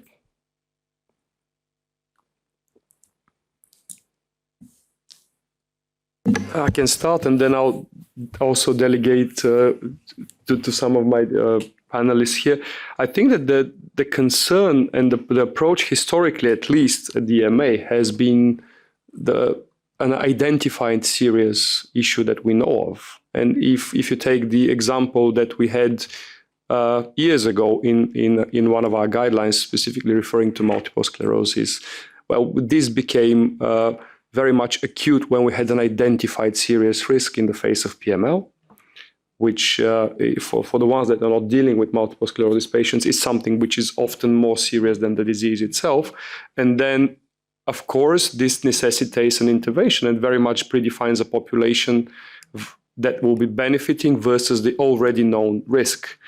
Now, my initial reaction to this, and I'll ask my panelists to provide their perception, is that, well, we may not know, we may not have identified risk for this particular group of potential treatments, but we also have a big unknown. So, of course, I'm not saying that the regulators will be super restrictive, but before we decide on the best approach, we need some data. And these data have to come in some sort of reliable vehicle that provide controlled and significant high level of evidence for us to then make a recommendation. This is an appropriate. Like with any other approach, going wide has the risks, as I mentioned, of missing something. Going narrow is also bearing a significant risk from our perspective of actually showing negative results for a potentially effective treatment. So there are no risk-free approaches. And I'm very happy to ask my co-presenters if they have anything to add. Thank you. Okay, I may start and then you can continue. Yeah, well, yes, I mean, there are several issues on that. I mean, we, as regulators, license products where a positive benefit risk is shown. And positive benefit risk attached to this are several questions. So is the efficacy there? Is the safety there? And attached, and when we come from the major depressive disorder, it's also the long-term effects. And this is something we just certainly do not know yet. And the trials are coming and in case of suicidality and the adverse event profile patients develop during their diseases, we have to know what is the profile of the products, and we have some historical knowledge with the psychedelics, but we do not have so much the real treatment paradigm. And if a positive benefit risk is shown, we would license such a drug.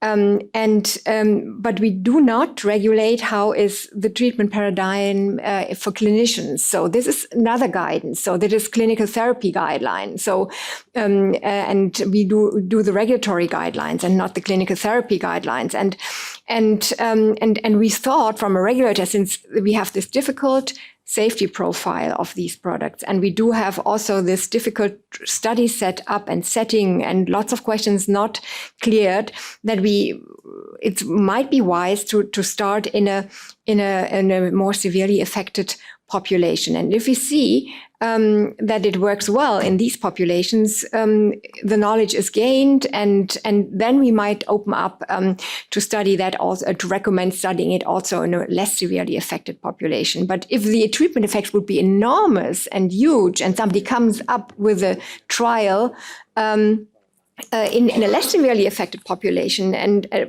it would also be possible to license that. The other question is where to put it then in the treatment paradigm, in the recommendations of the societies, of the learned clinical societies, when to start with which therapy for certain patients. So that is a difficult question, and also the comparator issue would feed into that. How does it compare to currently licensed therapies? And these questions also need to be answered, and we do not know much about that. And that will be easier in an area where not so much therapies are licensed. For treatment-resistant depression in Europe, we do have esketamine and not so much else. And I think in the US, you have another product license for this. So we do not have to do the comparative exercise so much. And that's also an aspect. So just to add, so I agree with everything that has been said. It's about benefit risk assessment, and the benefit risk might differ between severe indication where there are no other treatments versus one that is less severe. Again, we have a lot of unknowns, and we just need to collect more of the data to be able to define the benefit risk.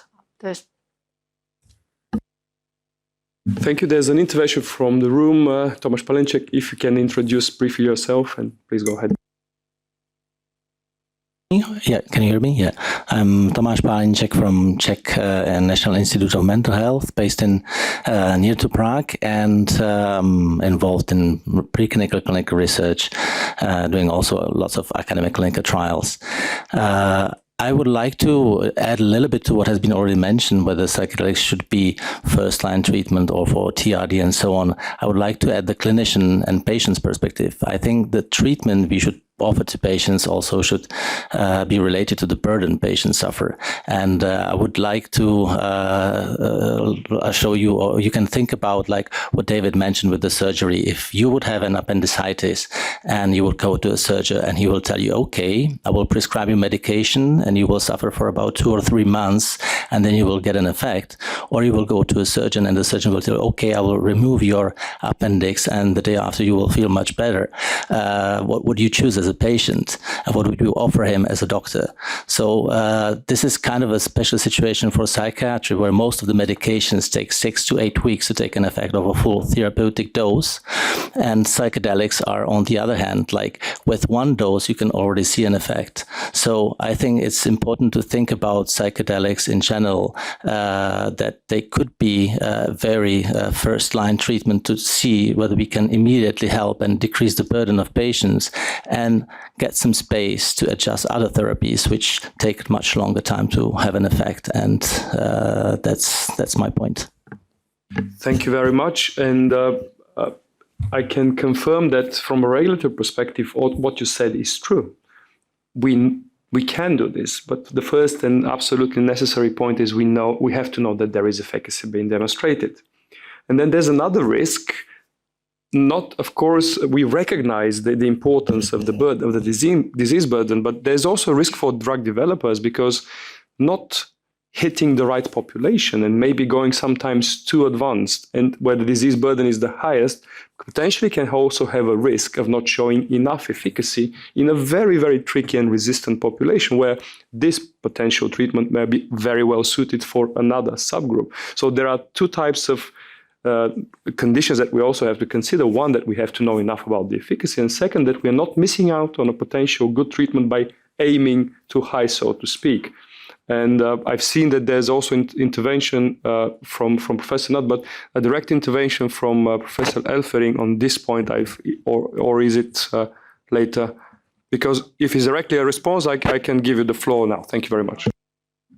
I'm not sure. I'm just want to react on what evidence we need and what is the population. I think I'm concerned in the sense that what I see is the products are investigated, evaluated in treatment-resistant depression, post-traumatic stress disorder. That's okay to me. But then,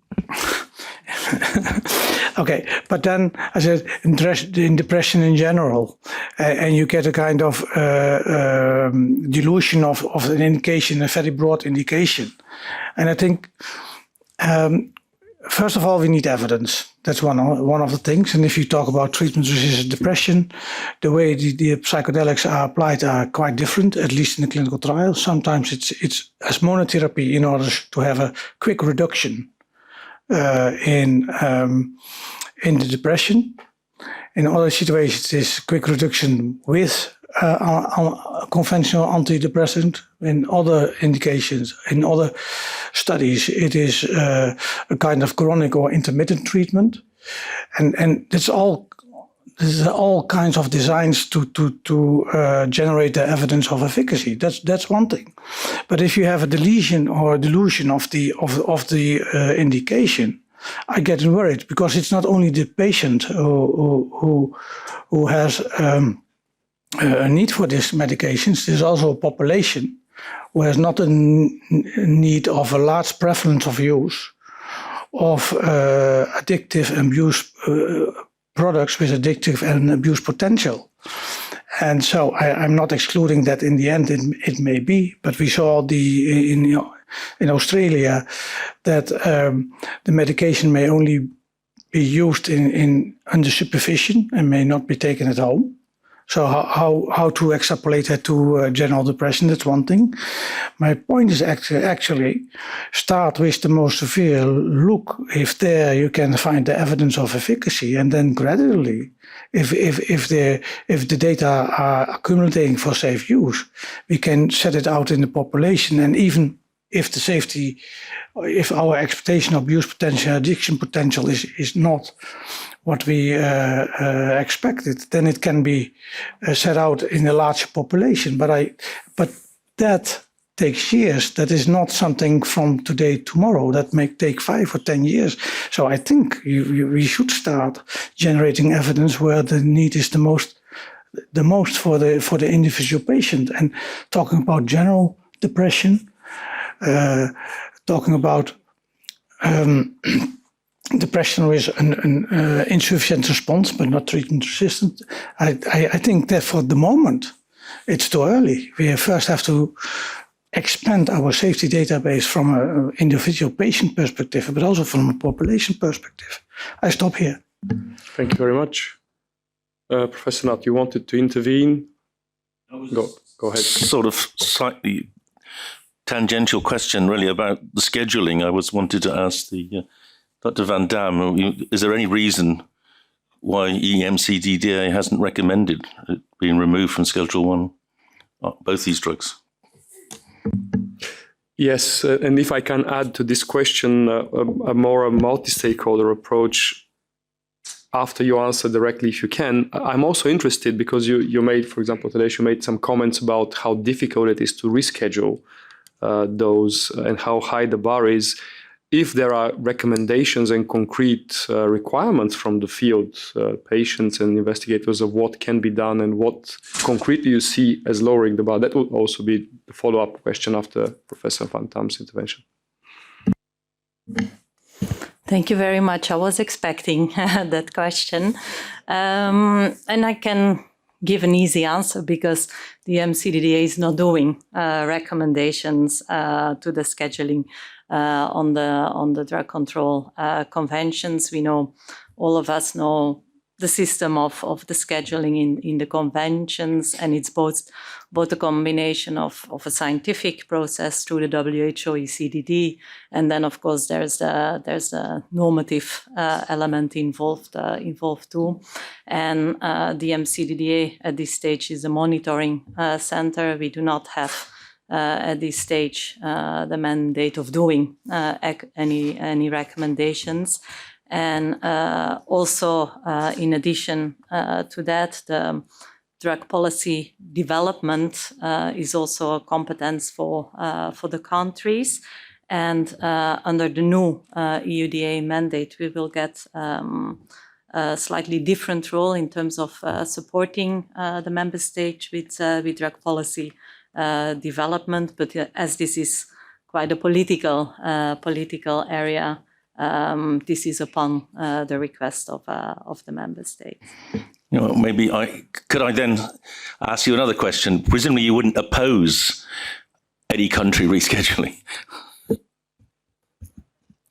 I was also expecting that question. And that's, again, not for the MCDDA to answer. I think at the moment, there's all the debate around cannabis regulation in the EU member states. I can give. We've been doing quite some activities with these countries that are regulating cannabis. We have a working group with some of the policymakers involved in the developments, as well as from the monitoring point of view. So we work together with them, but it's not into the MCDDA mandate whether or not to oppose what the countries are doing. It wasn't quite the question, actually. The question would be, suppose a country approached you in your new role next year as an advisor to that country as to what the scheduling should be. Would you have an opinion? Could you make an opinion? Would you be allowed to have an opinion? And if not, kind of what's the point? Thank you. We would be, we're not there yet as the UDA. So also for us, we are still developing standard operating procedures if that would happen. But of course, what is very important for us is the evidence based into that. Yes. So maybe we can dive into the evidence that because Jutta made a very concrete statement that this is the bar is too high, and you said that basically you need a phase 3 trial to actually deregulate such drugs. But what would make sense in terms of lowering the standard but not lowering the level of evidence? Because that's also something which we are concerned about. If we lower the standard but we then get suboptimal data, that will still not be good enough for regulatory decision making or for making this practical and into drugs. We have to be careful that these steps are kept. So is there a position for PARIA or for other organizations on what would be, let's say, your bucket list of requirements or desires that we can see whether they are approachable by the European institutions? Thanks. I mean, I think that there is enough evidence to open a discussion on rescheduling, which, by the way, is falling under the purview of the UN Commission on Narcotic Drugs, CND. And the procedure is that either WHO or a state or a party to a treaty can initiate it. And actually, EU is not a party to the convention, but individual member states are, out of which there are maybe 8 or something like this. And of course, when member states have a position, it's coordinated with the whole council. So I think, there could be a scope for Europe to initiate some sort of discussions on rescheduling at the UN level, for which, if I'm not mistaken, you need 2/3 of countries to, in the end, have the vote passed. So I would definitely kind of encourage the EU member states to consider this. But I also, if I can very briefly come back to the previous discussion on kind of the treatment-resistant depression and other milder conditions, I am a bit conflicted here because, of course, with PARIA, I would want to have to see a fast access. But I also, from what I understand, the indication for which a drug is first approved is often narrower than its target population at a mature state, and it's not just the case with psychedelics. And it seems to me that, it's possible that the use of psychedelics will simply expand to more moderate forms of depression, say, when psychiatrists and other healthcare providers start to recognize the efficacy of psychedelics relative to SSRIs. And this might take time. We would want all people here, I guess, or many of us would want to see a fast access, but we should not be getting ahead of ourselves and building a more kind of robust and sustainable access rather than as fast as a possible one. Thank you very much. There are 2 interventions that are coming from our online audience. The first one is Dr. Eva Balkovic, who wanted to intervene. Eva, could you please first introduce yourself and then your question? Good afternoon. Thank you very much for giving me the floor. My name is Eva Balkovic-Iskra. I'm CHMP, Open CNS Working Party member. I'm also a psychiatrist by training. So maybe just to clarify some aspects, both from the clinical and from the regulatory perspective. So I think that unmet medical need can really be identified in a very broad population of patients, not only with major depressive disorder, but also other conditions that are now in which now psychedelics are being studied, such as substance use disorder, anxiety, or for example, obsessive compulsive disorder. However, the issue is that from the regulatory perspective, to approve the drug, we need data in a population, in a target population. So the study population must reflect target population. And again, from the regulatory perspective, it appears easier, especially taking into account all the challenges related to the conduct of the studies with psychedelics. So it appears easier to get data in a last line patients, such as treatment-resistant population. And here I would be maybe more positive to have these studies in patients, treatment-resistant, patients not responding to the treatment or not responding sufficiently to the treatment, and not in just severe population of patients, because sometimes in clinics we have very severe patients responding very well to the treatment, and sometimes we have patients with starting from mild or moderate depression and then progressing very fast to the very severe depression with suicidal ideation and so on. So here I would be more thinking about patients not responding to treatment, and both from the regulatory and clinical perspective, I would more perceive these patients as more a target population for very, very challenging, very difficult development programs, as you discussed earlier, the issue of psychotherapy here. So I think here we just need to delineate very clearly whether we think about psychotherapy, about psychedelics-assisted psychotherapy, or just about the treatment with psychedelics. Because again, it will be very much dependent how the indication is worded. If the indication will be worded as psychedelic-assisted therapy, then the regulators will need data in this subset of patients and in patients who are just treated above with psychedelics and psychotherapy. However, please note that in the psychiatric practice, it's quite popular that patients treated with antidepressants are also treated with psychotherapy. However, the indication for escitalopram or any other antidepressants is not treatment with psychotherapy. This is why the psychotherapy studies were not needed to approve the drugs. So from my perspective, really, I think that unmet medical need can be identified, and both regulators, clinicians, and scientists and drug developers are very well aware of that. But as it was said before, what we assess at the end is a benefit-risk ratio. So we just need sufficient evidence demonstrating that benefit-risk ratio in the target population of patients is positive. Thank you. Thank you very much, Professor Bartkowiczyska. I have another intervention waiting from Professor David Hill online. Professor Hill, could you please introduce yourself first? Good afternoon. I'm Professor David Hill from the University of Bath and Belarus.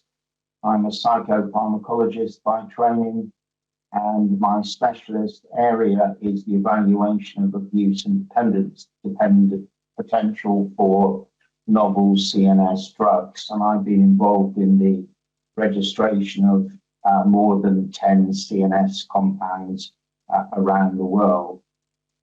I noted that the conversation here, one of the major restrictions on developing these drugs is the fact that they already sit in Schedule 1.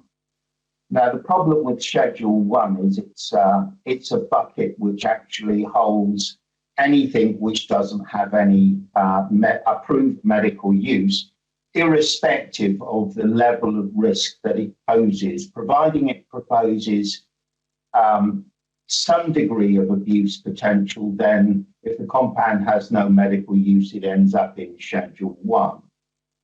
Now, every novel CNS drug that we take into development, we don't know its abuse and dependence potential. That evolves along the process. I was involved in the development of lisdexamfetamine, which during its development was not controlled in Europe, but then ultimately ended up in Schedule 2 as a prodrug of deamphetamine.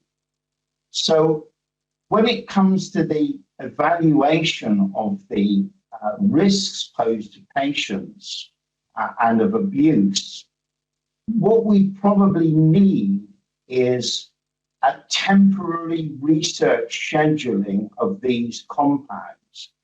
Their actual research scheduling won't be determined until medical use has been approved.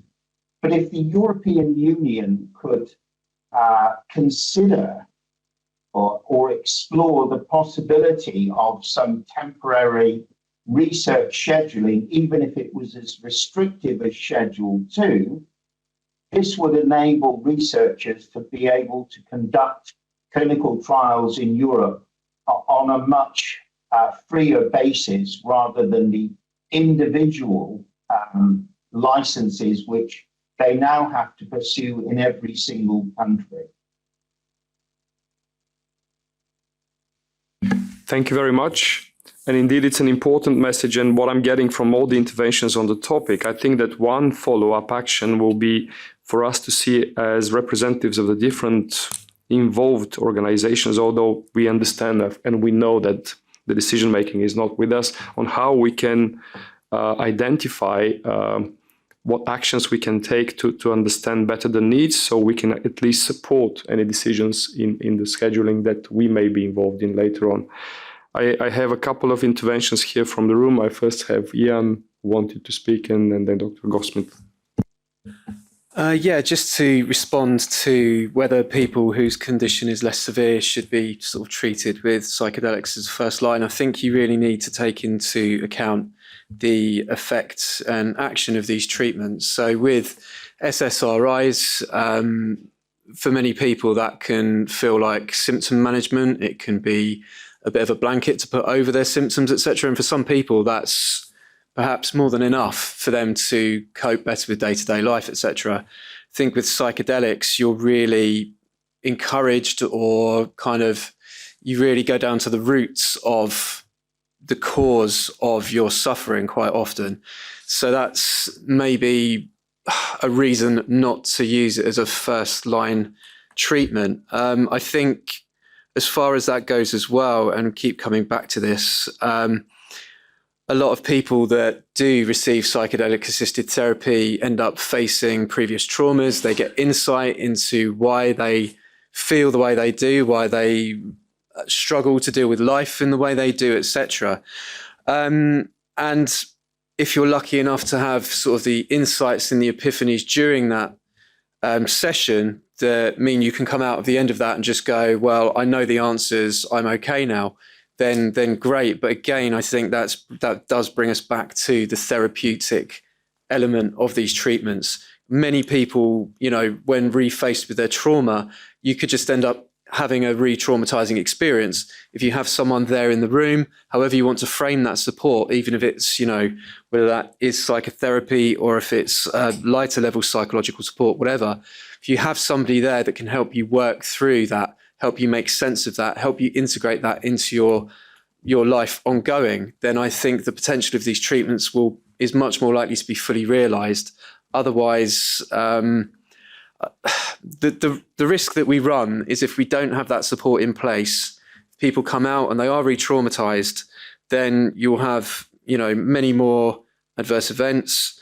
The media will pick up on this, people will speak to the media, governments will get involved, and we could very well end up back where we were, you know, and there could be a freeze on these treatments for another 40, 50 years. And having benefited from these treatments, that is the last thing I would ever want to see. Thank you very much for that really patient perspective, because it's very important to frame, again, coming back to the expectations, what these potential treatments can and what they potentially cannot do. So thank you very much. It was important. Dr. Goldsmith, did I see your hand up as well? That's you did, and to also clarify, despite my mother's desire for me to be a doctor, I never became one. So I think the thing I would like to bring out on this idea of large populations at first is one of European solidarity and the importance of making sure that we spend the right amount of money for the scale of the problem. And if we have things that are less expensive and generic medicines, I think that there is a responsibility we have from an HTA perspective, a societal perspective, and affordability perspective to actually look at less expensive treatments. And if when you look at whatever size of psychological support, it's quite a different footprint economically. And so I think we do need to look at this as kind of socially responsible development as well. very clear. Thank you very much. And on this side of the room, representing Eurydice, François Hoyer, please.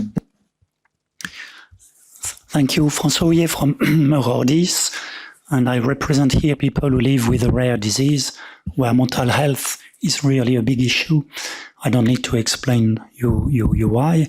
So when preparing this meeting, we looked at all the indications for which these psychedelic drugs were tested, and we asked our members if there were some applications they could see for their own diseases. And this triggered quite interesting feedback from patients and healthcare professionals. And we have the intention now to use artificial intelligence and to partner with a startup in artificial intelligence to compare the similarities between these indications where clinical trials are happening with rare diseases, see which underlying mechanism could benefit, could explain anxiety, stress, ADHD, where these drugs are being tested with conditions in rare diseases, where these conditions are also met. And because one question that our members had is, to which extent could we benefit from this research on anxiety, for example, or on stress? Are these the same types of stress, anxiety, depression than we suffer from? And if not, how can we progress there? There are 336 rare diseases where ADHD is a clinical manifestation. Do we need 336 clinical trials in all these diseases, or can we think of a platform technology development with a proof of concept that these drugs can work on ADHD in general and then use them in all other conditions where ADHD is a symptom? There were some discussions about transnosology, transdiagnostic drug development. Can this apply here? And also, what can be the benefit of artificial intelligence to identify from the early results that we will have all the other conditions that could benefit from this research? Thank you. Thank you, Francois, for raising this really important issue. And without providing an answer now, we can probably draw a lot of analogies between developing in this and rare conditions. And just to mention that this, of course, will depend on the data and when the data arrive, whether there will be disease-specific or rather syndromologic specific. So it is not a unique issue for this particular set of diseases and conditions. We face this as regulators on other levels, but indeed we'll have to see whether efficacy and safety have been shown and whether indeed parallels can be made and what the necessities will be, again, therapeutic indication being a disease or rather a syndrome or a symptom in many cases. So we'll have to address this in one point. I've seen an intervention that's coming from my left from Joost. Joost, could you please quickly present yourself and your question? Yeah, thank you very much, Pavel. Joost Breeksma, director of the Open Foundation and also researcher at the UMCG. And before I introduce my question, a little bit of historical context. I just realized this is not only Dave's birthday, it's also the anniversary of the first accidental human exposure to LSD, which is, it's not insignificant in that it kickstarted really the whole scientific and clinical interest in psychedelics in the 1950s and 60s.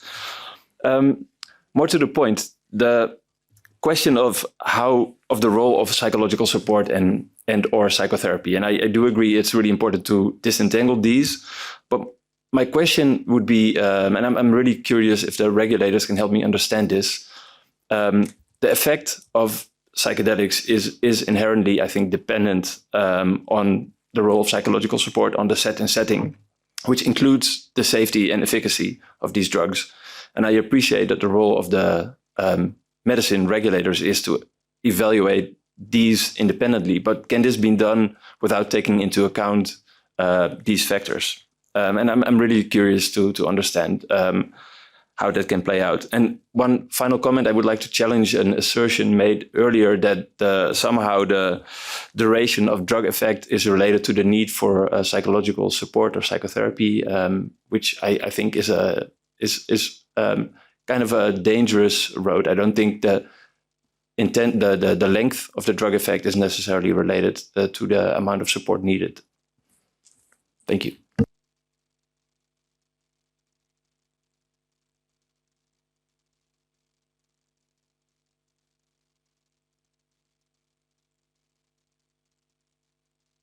Yeah, thank you for this question. I mean, as we heard a little bit earlier, I mean, we have somehow to disentangle psychological support from psychotherapy.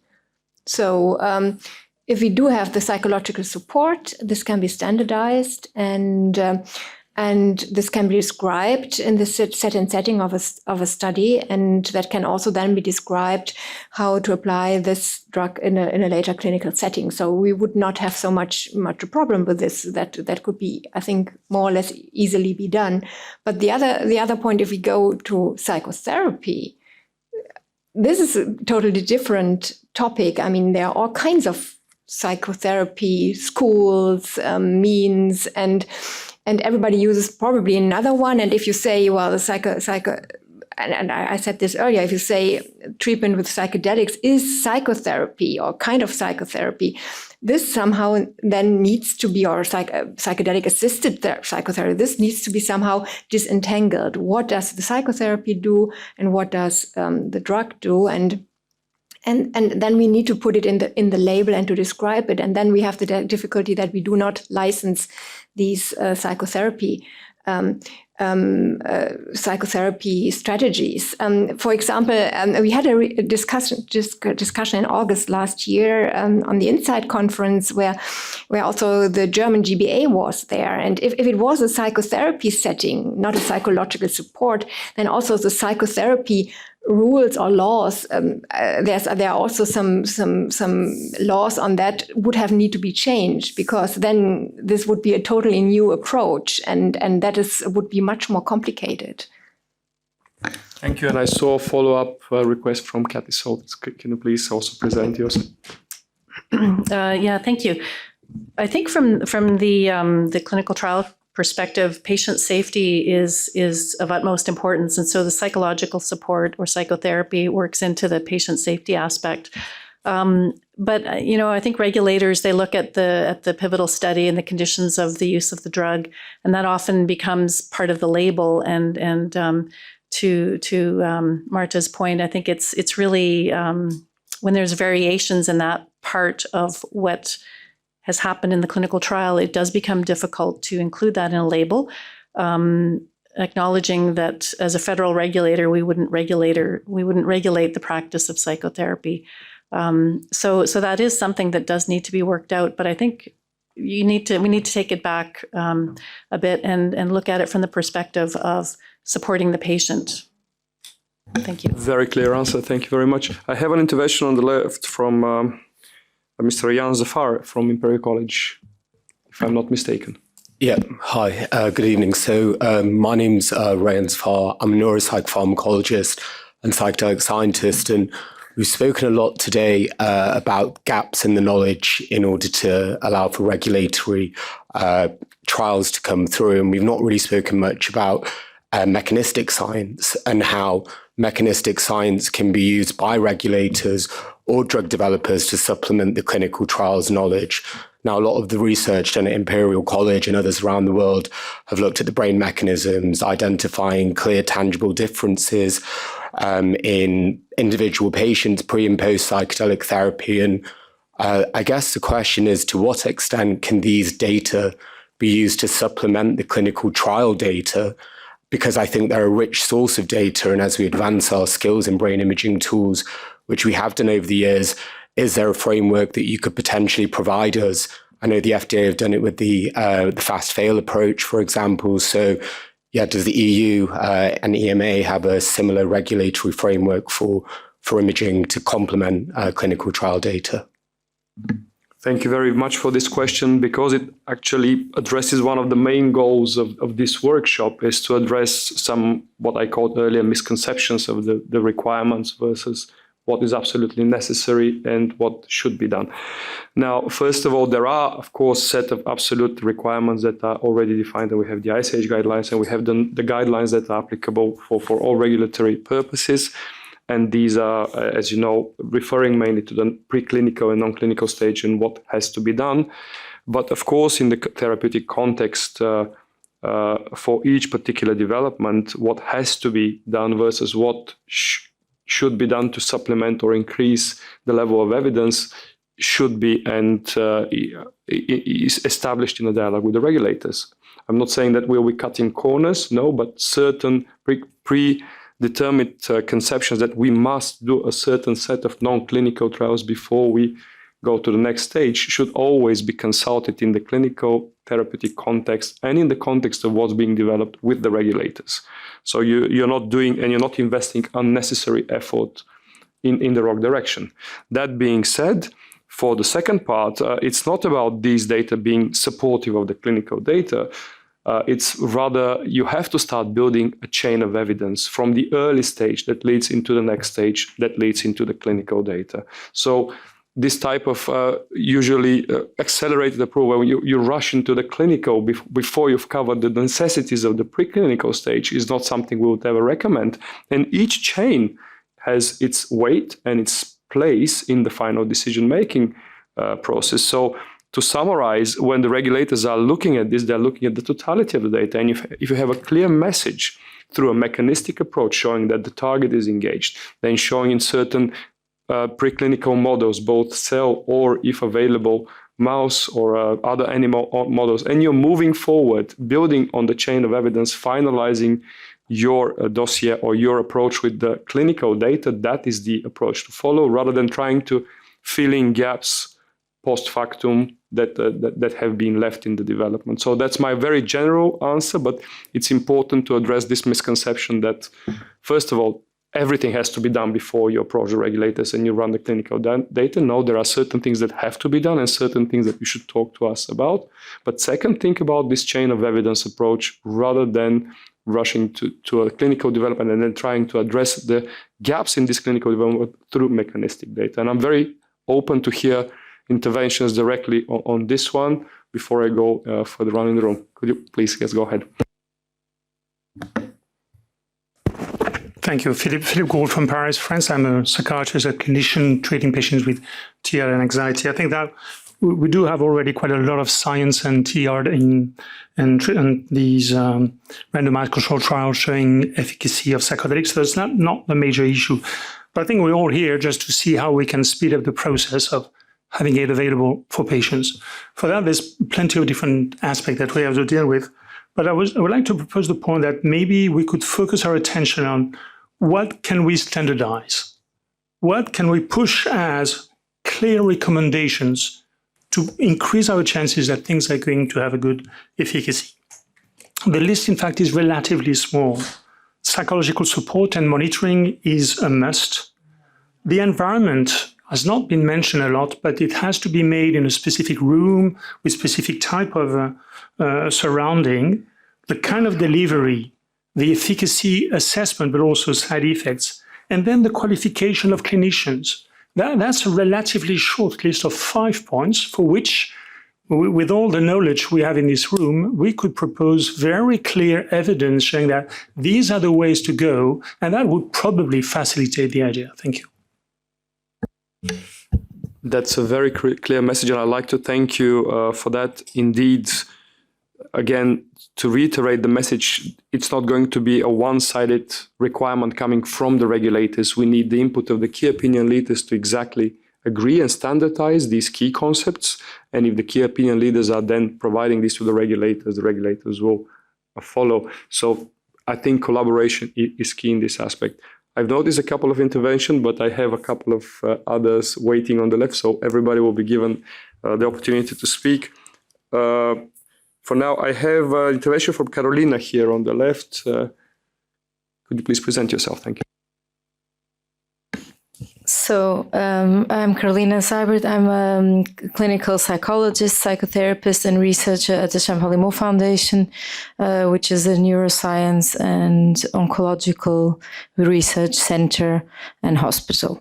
And my comment was about the confusion there is between safety in the clinical trials and psychotherapy. So really making an effort of maybe manualizing what we think it's psychological support and not really call it something else or saying it's whatever the therapist knows how to do it. And because then I guess I'm afraid that when I hear Dr. Goodwin, who I totally agreed with his first statement today, that there will be a highly motivated therapists, even psychotherapists, because I was part of some of these trials as a therapist, and we are cherry-picked clinicians that are allocated into a trial that is called, oh, we're just doing psychological support. Any clinician will be able to do it. And this is maybe it is true, but we have to check if it's true. There is a very simple way to do this, and it comes back from psychotherapy research, which is also something that is stated in many clinical trials publications, that adherence instruments, so the therapists are observed and are rated according to an instrument to see if they're really doing what the manual is saying to them to do. And if this is reported, because they are applied, I guess, these instruments, but they need to be reported. And if they are reported according to this manual of psychological support and nothing else was done, then I think we are on an evidence-based discussion, which I think is fruitful. Thank you. Thank you very much. And I'm certain that this topic will come back tomorrow in the session where you'll be a panelist and people will continue to potentially ask this. I had an intervention here at the back where I couldn't see, and then I had Robert Suvers, but maybe, yes, apologies. Thank you very much. My name is Helle Koosik, and I'm from Estonian Association. Apologies. Can you just move closer to the mic? Or move the mic? Yeah, this is for our web audience mainly. Thank you.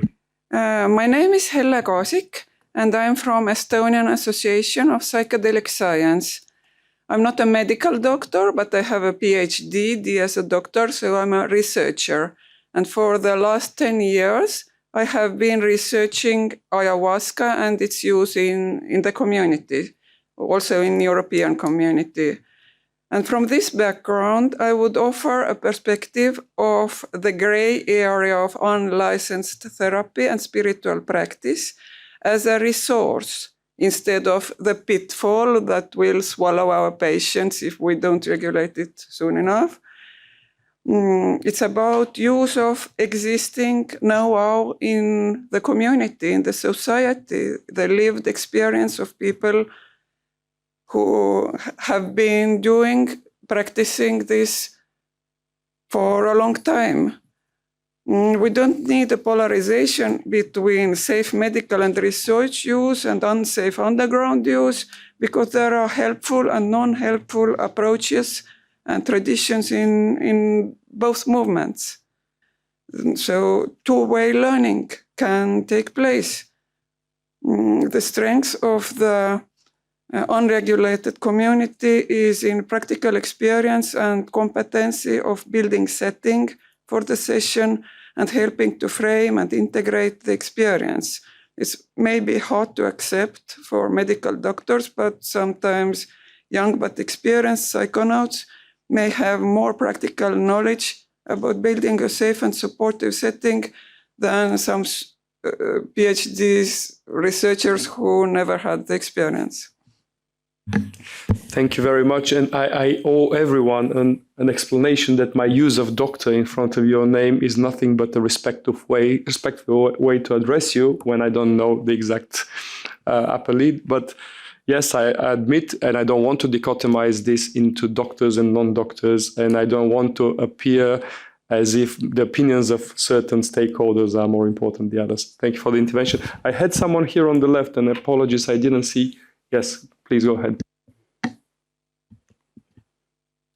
My name is Christina Olsen. I'm from DH Research. Just a comment in terms of standardization. I'm all for consensus, as presented by Nanko, for example, how we capture the safety and how we capture the psychoactive phase. But in terms of the room, the set and setting, the monitoring, I do reinforce that the compounds, they differ a lot. So I would urge, before doing any standardization, that you reach out and we have a collaboration in terms of what is really needed. So it's not to dismiss that the consensus is needed, it's just to be aware that the programs differ. Thank you. Thank you very much. Then I had Robert Schoovers here on the left, on the right side in the room. Go ahead, please, and present yourself.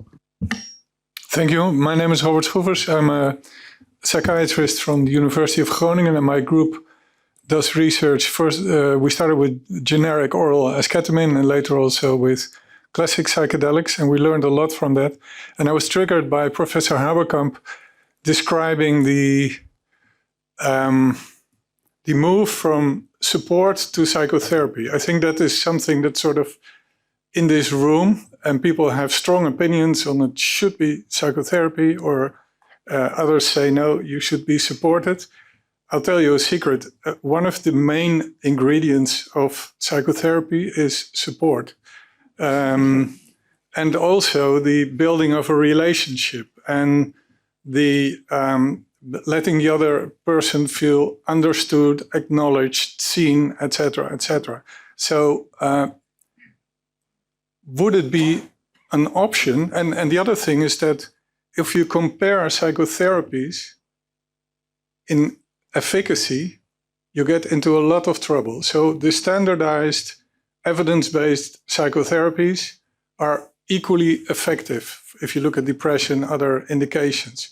It's called the dodo verdict. So whatever you do, as long as you know what you're doing, it's standardized, and studies have shown it works, it's equally effective, and then it depends on the individual practitioner, your own skills or whatever, what you prefer and what the patient feels better with. So now I have a question.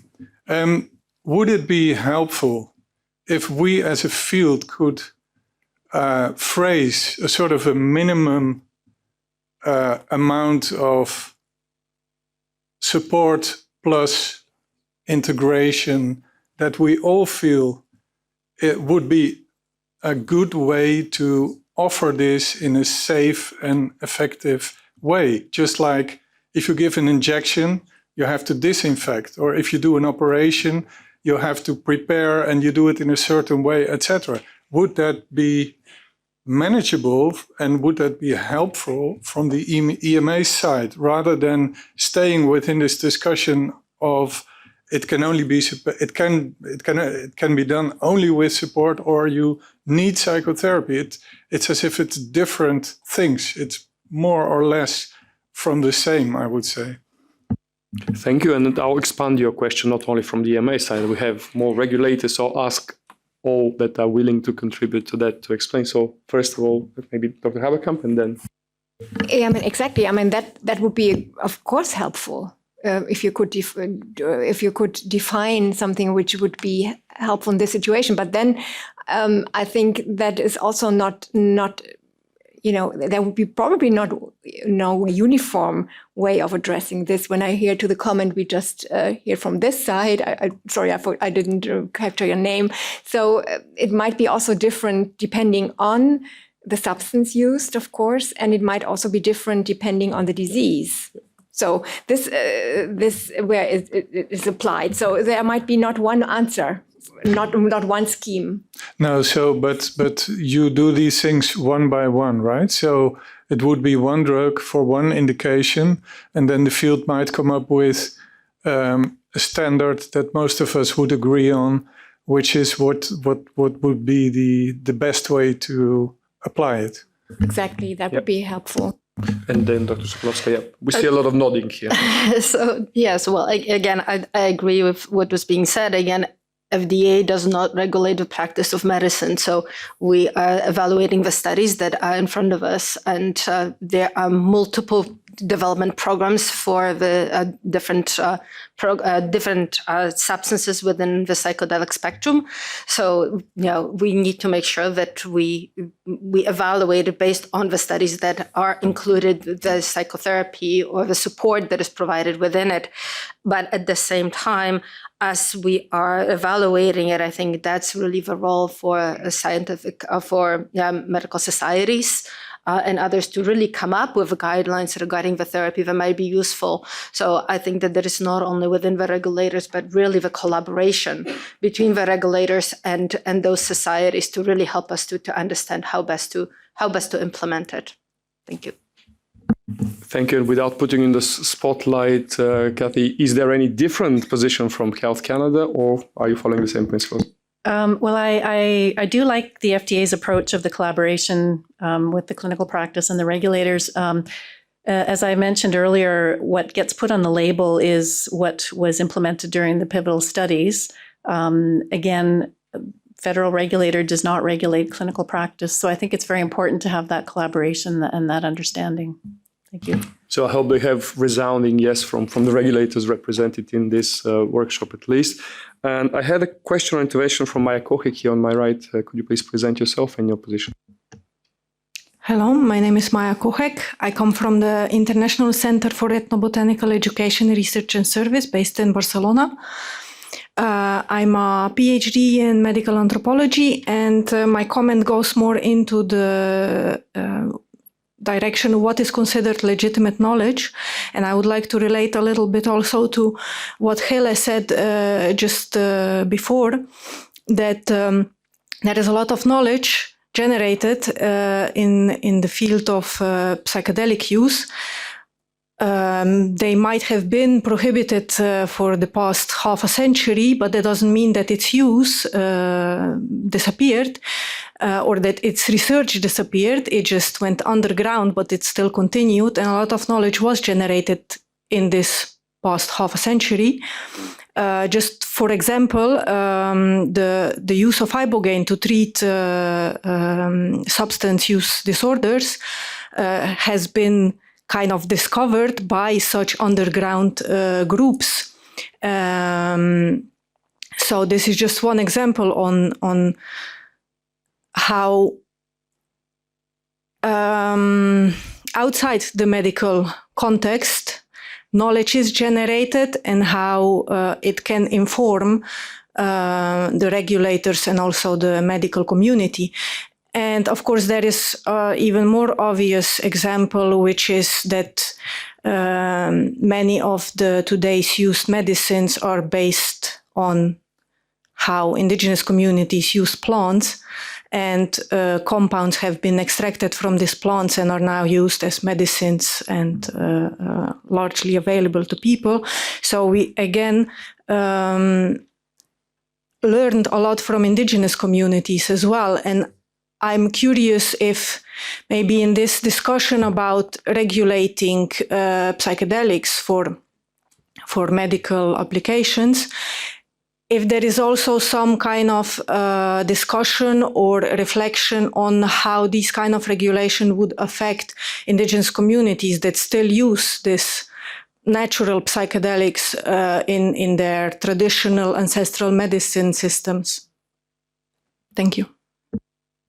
Thank you very much for this.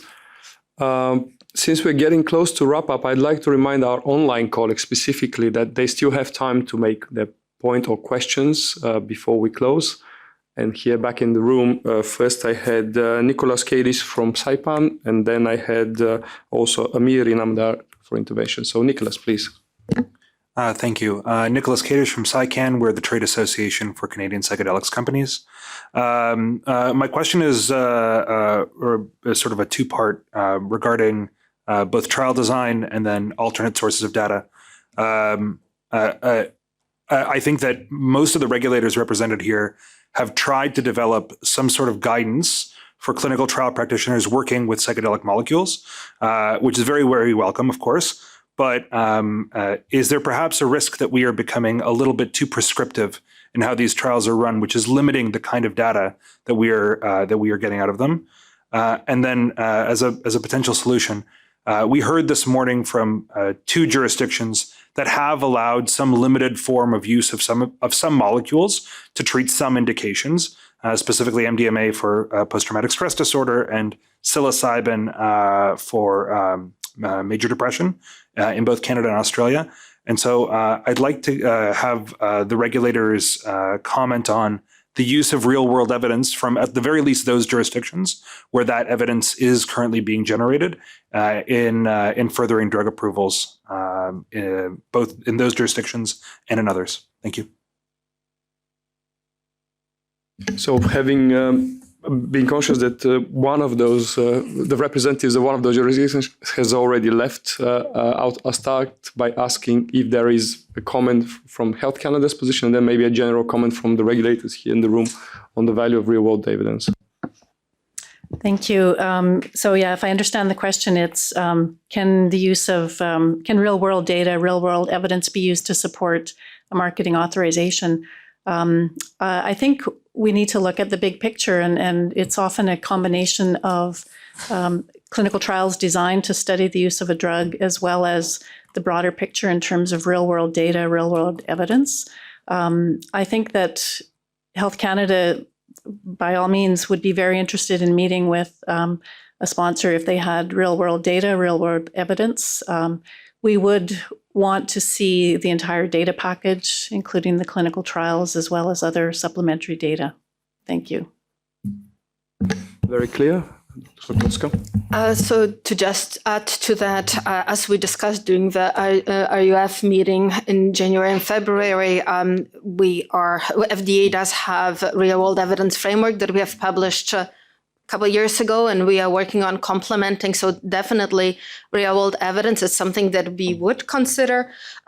Particularly, the psychedelics framework is somewhat challenging because we have different groups of drugs. We have the illicit use, and currently, it's about 8.5 million people last year used hallucinogens in the US. So that's a really large population. A lot of it might not be for medicinal purposes. So that's one framework. Then we have the states that have decriminalized or now have a framework for medical type of use of these products, such as Oregon, for instance. So there is potential for some data that will be created in there. And then, obviously, if the drugs are approved, there will be the third of the medical framework that would be FDA sanctions that potentially could also complement additional data collection, and real-world data within it would help to potentially further open up this framework. But the point that I wanted to make is that particularly the safety components, that's where we really hope to get more information from the real world data to get better learn regarding the potential safety signals that might be coming out of this use of these drugs. The efficacy would be a little bit more challenging, but safety signal is definitely something that would be interested into to checking and verifying and implementing into our analysis. Thank you. Yeah, and nothing much to add from my side. I mean, I can just echo what has been said. We are very much interested in the whole picture, and then would see how real world data, real world evidence could support the pivotal trials we would need, and there could certainly be a role for these kind of data, and we would of course be interested to these data to be submitted, and in how far they can be comparative settings where they can be used to support what is done in the trials and what can be shown in the trials. So yes, and that's basically it. Thank you. Amir, back to you. Yeah, thank you. I just wanted to go back to that initial comment about establishing a minimum basic standard or requirement for psychological support or psychotherapy, whatever you call it, which certainly would make life easier for everybody.